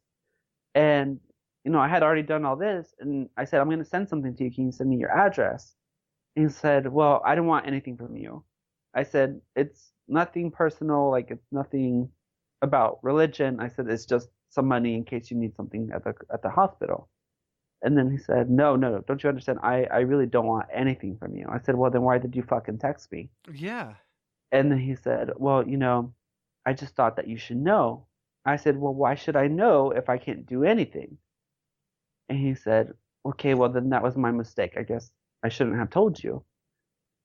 And so I was pissed off at that too. Like, obviously, I had already done getting this fucking card with money that I really couldn't afford, but I was doing it anyway. And he comes up with that shit. And so we left that at that. He had called me before that too, several months before that, um, because I had forgotten to pay. I didn't forget. I was behind on one car payment for 1 month, and I was waiting for my next paycheck to pay it. Well, I guess uh, the credit union where I had that loan, I guess, had contacted my dad because he was a co-signer just to see if he were going to make a payment. Oh, yeah. So he called me for that, and he told me, he's like, "Hey, you need to pay your car." I was like, "Okay, I'll get it done this Friday." So I had his number, and his is the only number that I still currently have. And I try to send him a message from time to time, just asking, because I have my days where I'm just like, how do I know everybody's good? Like, are they fine? Yeah. Like, my in this like all my family, my grandparents who are still living are Jehovah's Witnesses as well. I have a lot of aunts and uncles, and so I just I would send a message like, "Hey, is everybody okay?" And he would just say yes or yeah, everybody's fine. So I had that communication, and that was enough for me. Like that's fine. Uh, but then he stopped responding, Of course. and it was after, was it the convention where they were talking about how shunning is important Yes. last year's or something? Yeah, they had a video and they Yeah, basically said about the that, daughter. yeah, Yeah, if you even answer the phone, you're giving them enough to where they won't come back. exactly. Right. And so he stopped responding. Of course. And so I obviously found that very irritating because now I don't have a way to know if they're good or not. Right. Um, and so I sent him a picture because I now have a boyfriend, a partner. We've been together since 2015. Uh, Congratulations. thank you. Four stepkids, 3 girls and a boy. Oh, So awesome.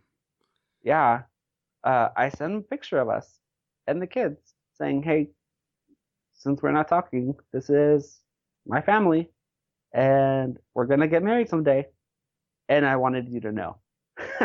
Right. So I hit send on that. I never heard back from that either. And then I always have like some random dreams sometimes, and it makes me overthink everything. And so I had a crazy dream that something had happened to them, and so I sent him a message. I was like, "Hey, I just want to make sure you guys are fine."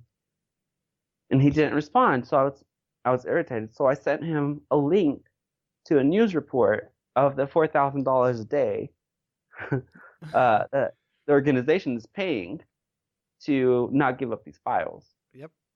And so I was on the fence about sending it, but at the same time, I was like, okay, they're already treating me like an apostate. Let's do it. So I sent that to him and I said, hey, I just wanted to show you this. This is not apostate information. I said, this is a news report about this organization that you are a part of. And where do you think the $4,000 are coming from? And why would they not release these files? And I sent that to him. And I didn't get a response from that either. But I mean, I that was the only connection I had Yeah, for well, last just year.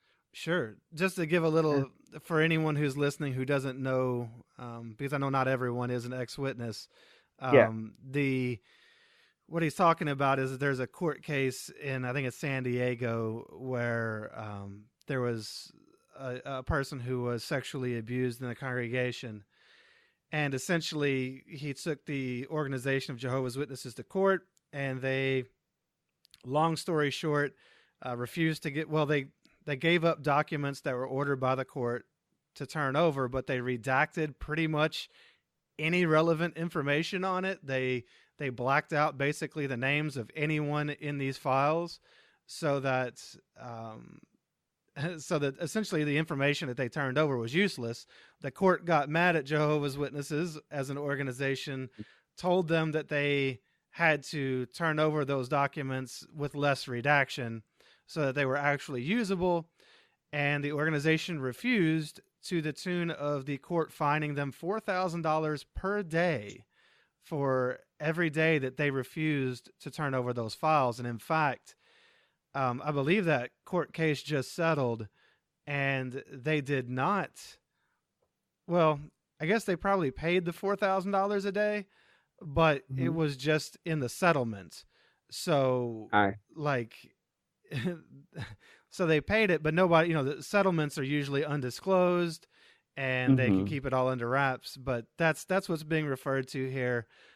Jehovah's Witnesses will do anything to protect their appearance, and that includes redacting the names of people who might be. In fact, they even have an internal database of suspected pedophiles that they refuse to turn over. Yeah. So that's what Fernando here was sharing with his dad, and of course, his dad's not going to want to hear any of that, um, Yeah. And because actually, I shared that to my brother. I yeah. don't have my dad's number. Oh, okay, my bad, got Yeah. the wrong No, person. you're fine. But yeah, they're not going to want to know that because they don't. They're just not. They're not. They claim to have the truth, but they're not interested in the truth. So it just is what it Yeah. is, and they have a lot to lose if their eyes are open. So it's scary Yep. for them. So then it sounds like you haven't really spoken to anybody, any meaningful conversation with anybody. Nope. No, nothing. I mean, that's the norm. Yeah. No. When was it? Last year? At the end of last year, I did try to reach out to friends or people I was really close to. Um, I sent them a letter and I sent them a message on social media just to let them know that I'm not trying to convince them to get out, even though I am. But uh, I just told them, hey, if you guys ever want to talk or need something, or because I honestly feel like some people are trapped, and Oh I yeah. don't know, because I felt trapped. But I did tell them like, hey, if you guys ever want to talk, let me know. If you guys want to hang out, let me know. If you need somewhere to stay for any reason, let me know. Like you have somewhere to be. Um, but I didn't hear back from them or anything, but I like to like have that out there now. But other than that, I haven't had communication with anybody, other friends or family. Yeah. That's the extent of shunning. I mean, Yeah. that's what they do. Well, let me ask you then, were there so like you left, being gay was a big part of the reason that you left. Yeah. What about where are you, or was there anything that maybe you freed yourself mentally already some? What has helped you, after leaving? Were there like any maybe books or podcasts that helped you, or were there any lessons you learned? Something that maybe helped open your eyes to the realities of what was going on there. Because there are a lot of people that are disfellowshipped Mhm. for issues regarding conduct, Mhm. who then still though kind of believe they have the truth as Jehovah's Yeah. Witnesses and that they just aren't good enough for it or whatever. Where are you in that process, and has there been anything that helped you through that? Um, Honestly, like for podcasts or like books, I really don't have anything particular that helped me. I think what woke me up was just, and obviously through time, not right off the bat, but Yeah. seeing seeing that people were good, like just seeing that there's kindness. Like Yeah. obviously there's bad people everywhere. I mean, we all know that. But just seeing that there's good-hearted people who are more than willing to be there for you, Right. who you do not have the strong relationship that you had with everybody else in the past, but they are there and they're willing to help. They're willing to come together for something better than themselves, or to better you. That that to me was an eye opener because we were taught people were evil and they were out for themselves, and that's just not the case. And really, I we mean, were in the organization that was evil and out for itself. yeah, exactly. And so just seeing that and getting to know people and hearing their stories and sharing my story, that's what made me realize like, hey, this was never the truth. Right. We were completely wrong. That's beautiful. You Yeah. just the basic standpoint of just good general humanity. Yeah. Seeing um, the kindness and love in the world, looking for the beauty in it. There is a lot out there, and uh, we were given a much different version than that. So like right away, that shows you were lied to. Yeah, exactly. Um, well, is there anything you would like people that have never been a witness to know about the religion that you haven't Uh, mentioned already? I mean, stay away. You know, it's I think of it as a trap in a way, and I want people to know that. Like, obviously, I don't want people to be rude to any witness that comes knocking at your door and just be like, Yeah. "Hey, get off my property." Like, if you want to hear them out, hear them out. That's fine. But just know it's kind of a trap. They're gonna find your weakness, Hmm. and they're gonna. That's how they plan their preaching to you. Like when I was in charge of like getting the groups out in service and field service, I would always, mention this example, and uh, you try to find what the trigger could be for the person. Um, I would always recommend using the subject of resurrection, just because who hasn't suffered the loss of a loved one? Right. That in itself, when I realized when I was out that I was doing that, that I was finding these people, the people's weakness, or where they're most vulnerable at. Where can we send our message to them that is going to get to them? That's that's so manipulative, and I want people to know that they're going to try to do that to you. They're going to try to find your weakness, and then later when you realize what it actually is, and if obviously if you don't get brainwashed in the process, but if you are open enough to see what it is, you're going to be trapped and you're going to be stuck in a situation you don't want to. So, you know, stay away. I don't know.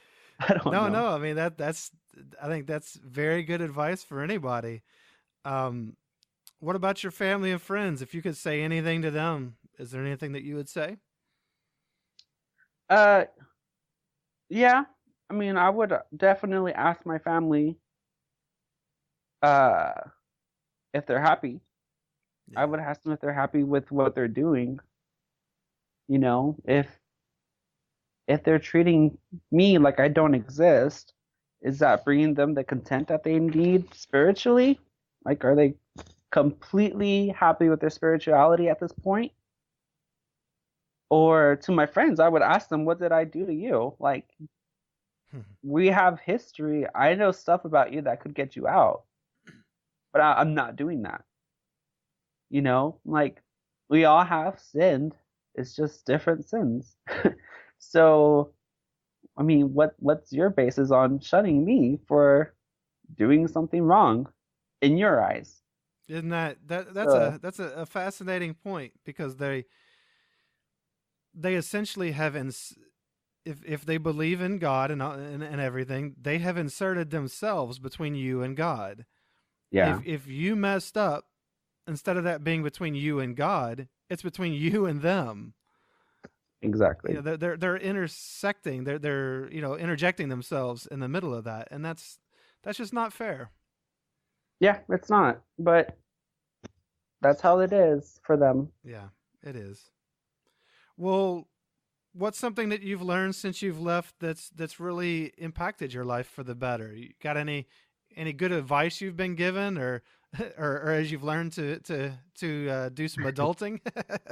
Um, Honestly, I try not to take myself too seriously. I am very, well, I like to think that I'm very, I don't know, I don't brush things off, but I try not to dwell in things as much as I used to. Yeah. Just because going through that whole process and, dwelling in everything bad, that brings you down. And I've been at the lowest. So I don't want to ever be there again. So I always try to think, okay, so this is happening. It sucks. Is it the worst thing that's happened? No. What can we do to make it better?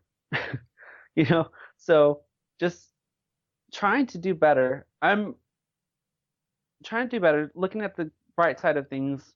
Obviously, not to the point where I am overlooking the bad, because you have to acknowledge that there is bad and there's still going to be bad situations. Yeah, if you don't But acknowledge it, you can't make yeah, it better. yeah, and that's it. Like, how am I going to make it better? And right now, I'm at the point where, like I said before, I'm at the point where I'm open and more willing to talk about Jehovah's Witnesses. Because before I wouldn't even mention their name because I didn't want people to think badly of them, honestly. Yeah, so this is But a big step for you. yeah, definitely. And I've gotten my story out there. I with my art, because I do shows and I do sales, but I started I think it was last year as well. A portion of all my sales goes to a nonprofit organization here in Oklahoma City that's called Free Mom Hugs, and this is for the LGBTQ community who um, either don't have a place to live because they're kicked out or they don't have family and they're struggling. It helps them aid with like mental health. And it's called Free Mom Hugs because the mom who's doing this organization, her name is Sarah, and she uh she struggled with her son who came out as gay.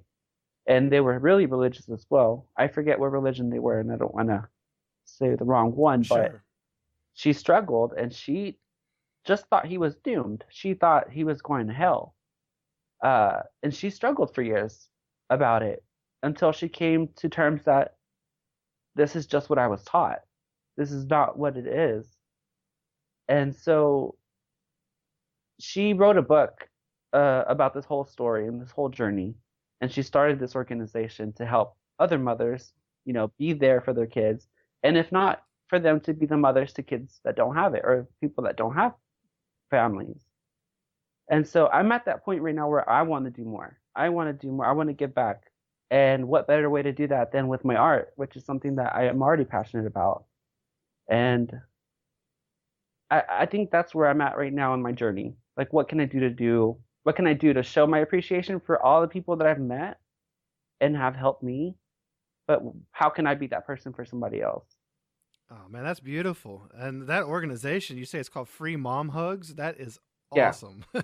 yeah, That's quite a story she has there. But like something that you said that really hit me was just about how you see things now for. I mean, you're not blind to the problems in life, but when you see them, you try to make them better.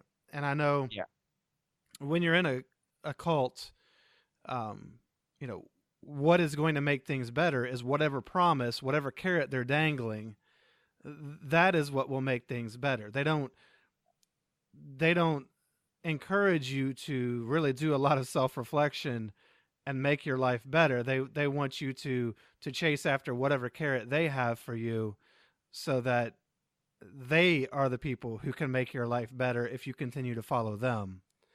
yeah, And so I just think that is a beautiful lesson to see that really, this life is yours. It doesn't belong to somebody else. And exactly. it's up to you to determine uh, the quality of that life and what, the trajectory of it is. And Um, it's like you said, it's like your own life. You choose where to go with it. Where when I first left, I didn't know what to do with myself with the time. So now I don't have enough time. Now I'm busy. I'm busy all the time, which is great because I did like that part of the organization where I felt like I was helping somebody yeah, when I honestly thought we were. But now I feel like I'm helping. Like I'm I'm preaching or in their way I'm spreading the truth, which is be yourself. You do you. What's right. wrong with that? Yeah, No? that's great. Yeah. So then, you've touched on it some, but so what do you enjoy about your new life?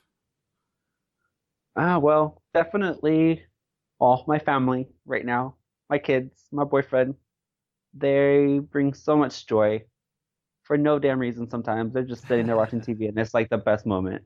But I'm definitely that's one of the biggest things I enjoy. I have some amazing, amazing friends, amazing support team. If I have a problem, they're a group message, a phone call away, and we will get together and make it better. And that applies, both ways. If they need something, we're there. And I love trying new things, whether that be new food, which I eat too much of, but I love trying new things, going new places.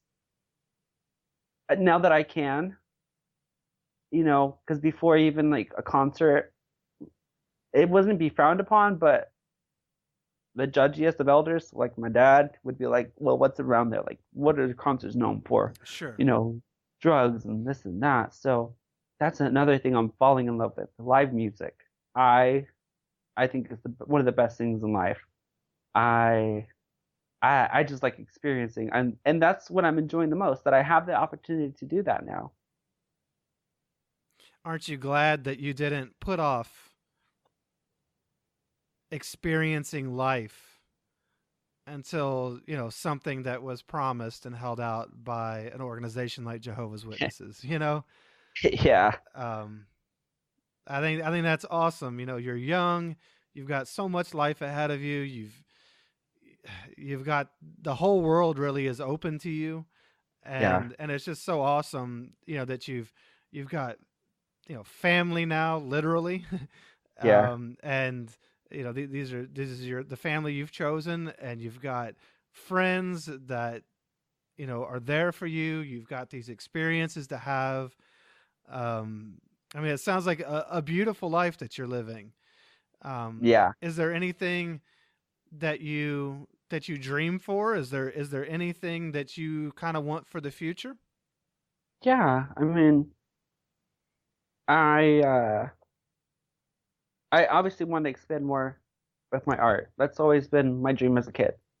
I I want to have my own studio. I want to have my own shows, and that's one of my biggest, you know, goals that I've had, and I'm working on it. It's just a lot of work, but that's one of the things that I'm working on. That's one of my dreams, to have my own little space, to have people share not just what they're making, but I want to know why they're making it, and I want them to share so that everybody else can learn from what they've gone through, because that's how I felt about my life. I feel like I share it. Like, if you have a question for me, I will tell you what happened. And just because everybody can learn from everybody else. Hmm. And if we just all come sharing, our stories and our past, there is no way that you cannot benefit from that. And I even said that it's like life is a canvas, and everybody you meet adds another layer of paint that makes a beautiful masterpiece. So I want to keep sharing my story. I want people to share their story. I look forward to growing old, to watching my kids grow up. Uh, I dream of being on the porch with my boyfriend when we're old and just having a drink and yelling at kids that step on the grass. Uh, I mean, I hope, I dream that someday I might talk to someone in my family. I mean, I haven't taken that completely out of my head. I want to leave that as a possibility, even though Sure. it doesn't look that way, but that would be wonderful. Um, but the most of all, I plan on living my life as authentically as I can. And I'm very, very upfront. I don't like, if like my friends, if they ask me for an opinion, they know it's going to be straight up. It's going to be that. And I also dream of one day being that straight up with my family and just letting them know that they're in the wrong and that they're blinded. I hope that happens someday. I really do. I do too, man. I want that for all of us. I wish we could all get our families to see that. Yeah. Um, it's tough, but man, that's a beautiful picture you just painted for us all. Um, yeah, I think that you've expressed it so beautifully. I love that what you said about life being like this canvas, and every person that you meet, puts down that next layer of paint. That's Yeah. and then at the end you have this masterpiece. That's beautiful. I'm really glad you expressed it in that way. That's a really cool way of looking at life. Um, I think that takes care of the questions that I had, pretty much put down. But I wanted to ask you something. You said you were talking about well, how we learn from one another, Hmm. and there was something you said earlier about the gay community and how you've talked to some of the older ones in it. Hmm. And you know, I don't know, maybe I thought it was a fairly good comparison, but when we left the organization, like I kind of honestly, I hope it's not insensitive to compare to this, but I felt like it was kind of like coming out Yeah. because like you said, none of us were allowed to be ourselves. Exactly. And so trying to find our authentic selves, and honestly, that's still a search on some level, to Yeah, figure out who you are after spending so long definitely. in a cult. But one of the things you mentioned was that, because people, especially of the older generation, though obviously you're a great Hmm. example of the younger generation going through the same thing, but a lot of them were just thrown away, by their families. Exactly. Hmm. And so can you touch on, when you speak to these ones, is there any wisdom that you've been able to glean from them as far as how they've gone on in their lives? Because I think that they probably have some truly great insights Oh my God, yeah, definitely. for people like us that are shunned, that um maybe we got there through different paths, but the end result's the same. Is there Yeah, anything that you would care to share, that you think maybe the listening audience might benefit from, that you've learned from them? yeah. I mean, No one of the pressure biggest. there. I know, right? I was like, oh shoot. Uh, but no, probably one of the biggest things I took from them is don't take life too seriously. Um, a lot of them, you're right, they have been thrown away for coming out at an older age, or back in the day it was harder. Yeah, At some points they told me stories about riots, how yeah. they had to stand up against the police for just being gay. And so that puts my my aspect about my story, like, okay, I didn't have it that bad. Yeah. And so, one of the things that I also took away from them is that there's always somebody out there who has it worse, and you have the power to help. So, Hmm. and that's the case, that's true. Like, and I kept telling myself that, like, for example, when I was moving house to house, when I didn't have a bed, I was sleeping on the floor. I was like, at least I have this floor. At least I have this blanket, because somebody out there does not have any of this. At least I have my car. I have work. People don't have that. So that's probably the biggest thing that I've learned from them, is to always remind yourself that somebody has it worse and you have it good. So make the most of it.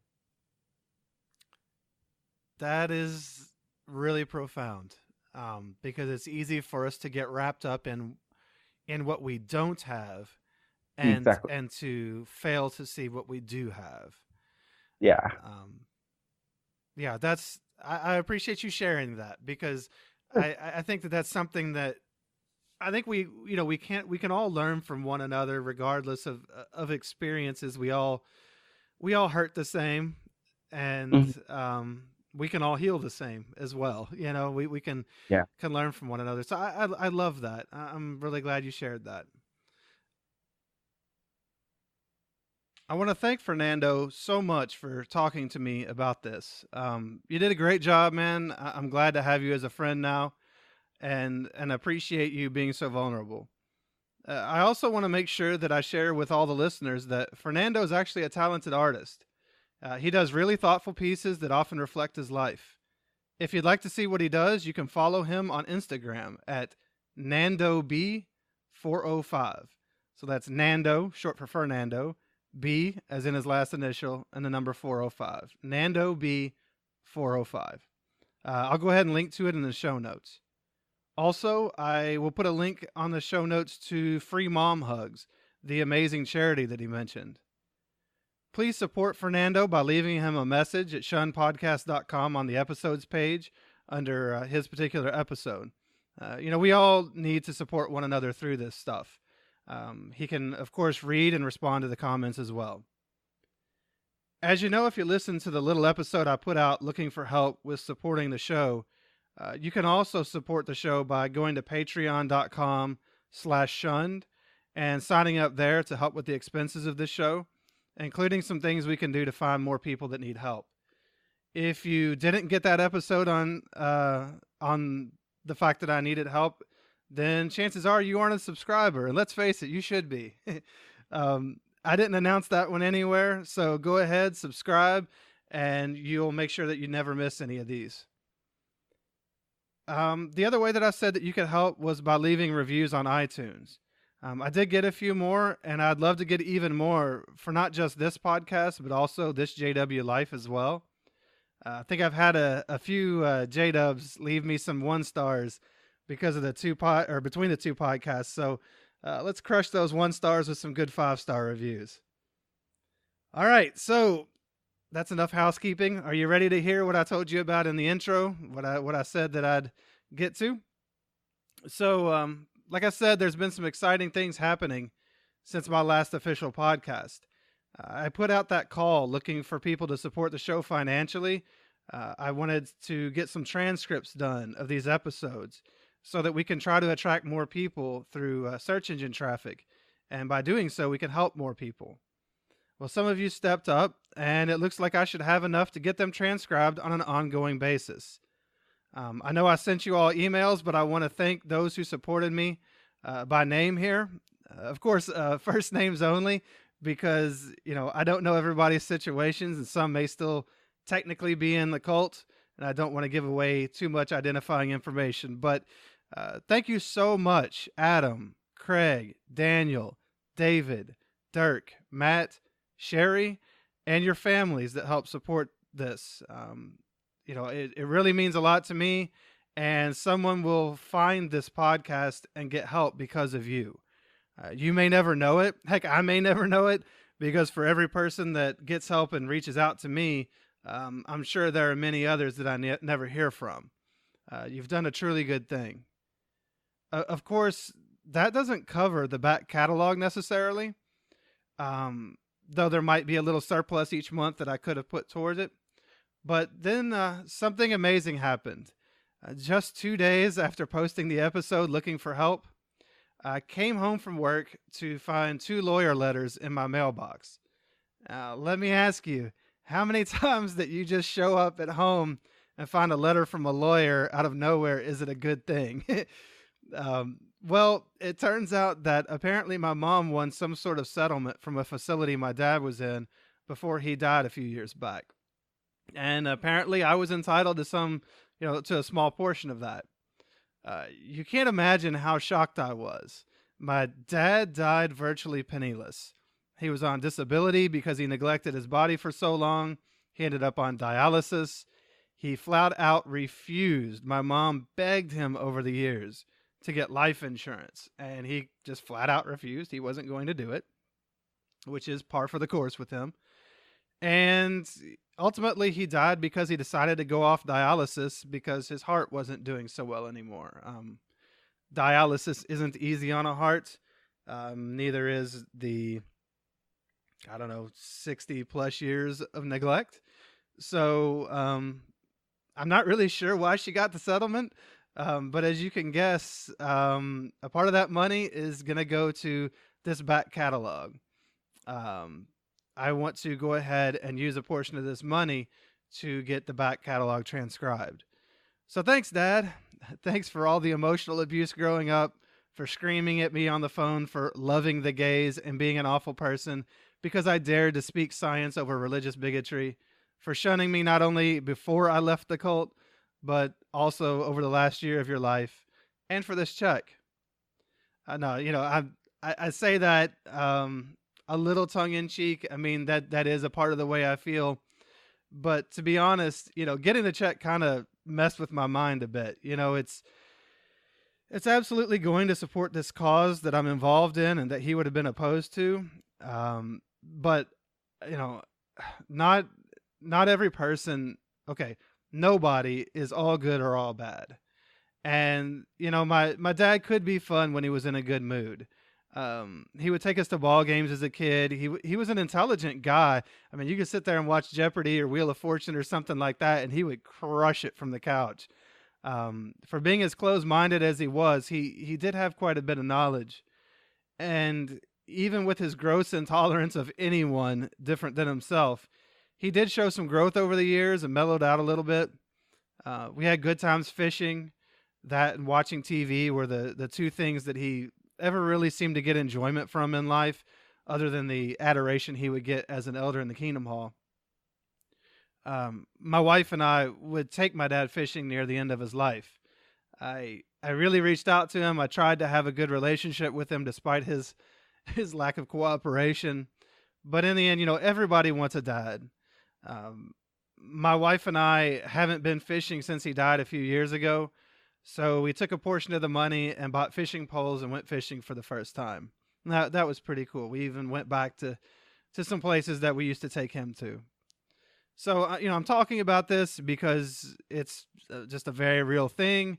And it also illustrates the difficulties in this whole thing, everything that Shunned is about. To put it frankly, it's a mind fuck to have people that you were so close to shun you. Um, it's not true that people are all good or all bad. They're just not. People are just people. Some are broken up, or some are broken. Some are more messed up than others. Some look to grow. Some flat out refuse. Others, might want to get better as a human, but just never get the tools. So since I'm using money from his death to help fund my show, I felt it was right to share that on here. But now I'm going to sound like an infomercial. But wait, there's more. In my sincere desire to get this out to as many people as possible, I found that I could actually put my podcasts up on YouTube through the service that I pay to every month to host my audio files. So I started a YouTube channel called Shunned Podcast, one word. Imagine that.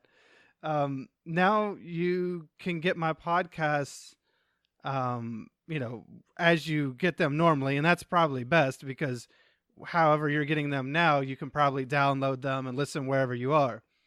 But, by putting them on YouTube, I'm finding a different audience. There are some people out there that just aren't into podcasts, but they'll listen to things on YouTube. So I noticed I was picking up some subscribers, and that's a really awesome thing. But let's go more infomercial here. If you go there on YouTube and subscribe now, you get a bonus. I actually did an in-person video. Yes, you yourself can be exposed to my ugly mug on your computer or device of choice. I'm labeling them as vidcasts so that you can just check those out if you want to. There's a playlist there, and you can just search for the vidcasts. A year ago, I took a leap. I pushed myself way beyond my comfort zone, and I started this JW Life, my first podcast. So it's almost exactly a year later, just maybe a year and a week or two, and I've pushed myself to get in front of a camera and do some videos. I still have things that I'd like to add to this discussion about cults beyond helping others to tell their story here on the podcast. My videos will come out whenever I have something to say and the time to say it. They'll be about topics that I don't feel are talked about as much. There are a lot of people who do videos about doctrine. And, I do care about the doctrine of Jehovah's Witnesses. I do care about the latest happenings in the cult. I stay on top of those, sometimes even through the use of other people's videos. But my voice, I guess you would say, or the focus of my videos and even really these stories, I want to get to the heart of the matter. I want to talk about the experience, what it's like, what it feels like to be one of Jehovah's Witnesses or in any kind of cult, really. I want to talk about what it's like, not just when you're in, but also the things that we all face when we get out. And so subscribe to Shun Podcast on YouTube, and you'll get my videos whenever they come out. No promises. That's the frequency on those. The podcast is my main focus. But I've already got a list forming of things I want to talk about. And like I said, this is a free bonus. So what are you waiting for? Get yours today. Like all the things I mentioned, you'll find a link in the show notes. You can go to shunnedpodcast.com. You can find those notes on the episode page. And you can actually probably, depending on what app you're using to listen to podcasts, you can probably access the show notes right from the app. There's usually a description of the episode, and if you expand that, you'll be able to have links to anything that I mention or that the guest mentions on the podcast. So you can go ahead, subscribe right now, probably from your app. You can also subscribe to the YouTube channel. You can see songs that guests pick out that meant something to them. You can create your own playlist of the songs to help yourself. Because music means a lot sometimes through these journeys. You can also sign up right from your phone to support the show financially. Everything is right there. So I just want to take a second and thank all of you so much for supporting this. We had the highest number of downloads this past month that we've ever had here on Shunned. Heck, people are still finding this JW Life and starting there at episode 1. We just went over 10,000 downloads when I released the last episode of Shunned, and now we're well over 12,000 at the time of this release. And we also just went over 20,000 downloads of this JW Life. So there's something here, and you're all a part of it. So share this stuff. It's really helping people. I'm so damn happy that I kind of hate to end this one, but I will. I'll go ahead and let you know that next month is an episode that's very personal to me. I know this person and watched her grow up. She's telling her story, despite some consequences that could come from her doing so, because she's not technically out yet. But there are stories that are too important not to tell, and hers is one of those. It involves sexual abuse inside the cult, a life that delved deep into drug abuse, and ultimately redemption and freedom. I'm really excited to share that one with everybody. So, music for this episode was provided by Poddington Bear. And let's go ahead and send this out right. Love others, do no harm, and go be happy.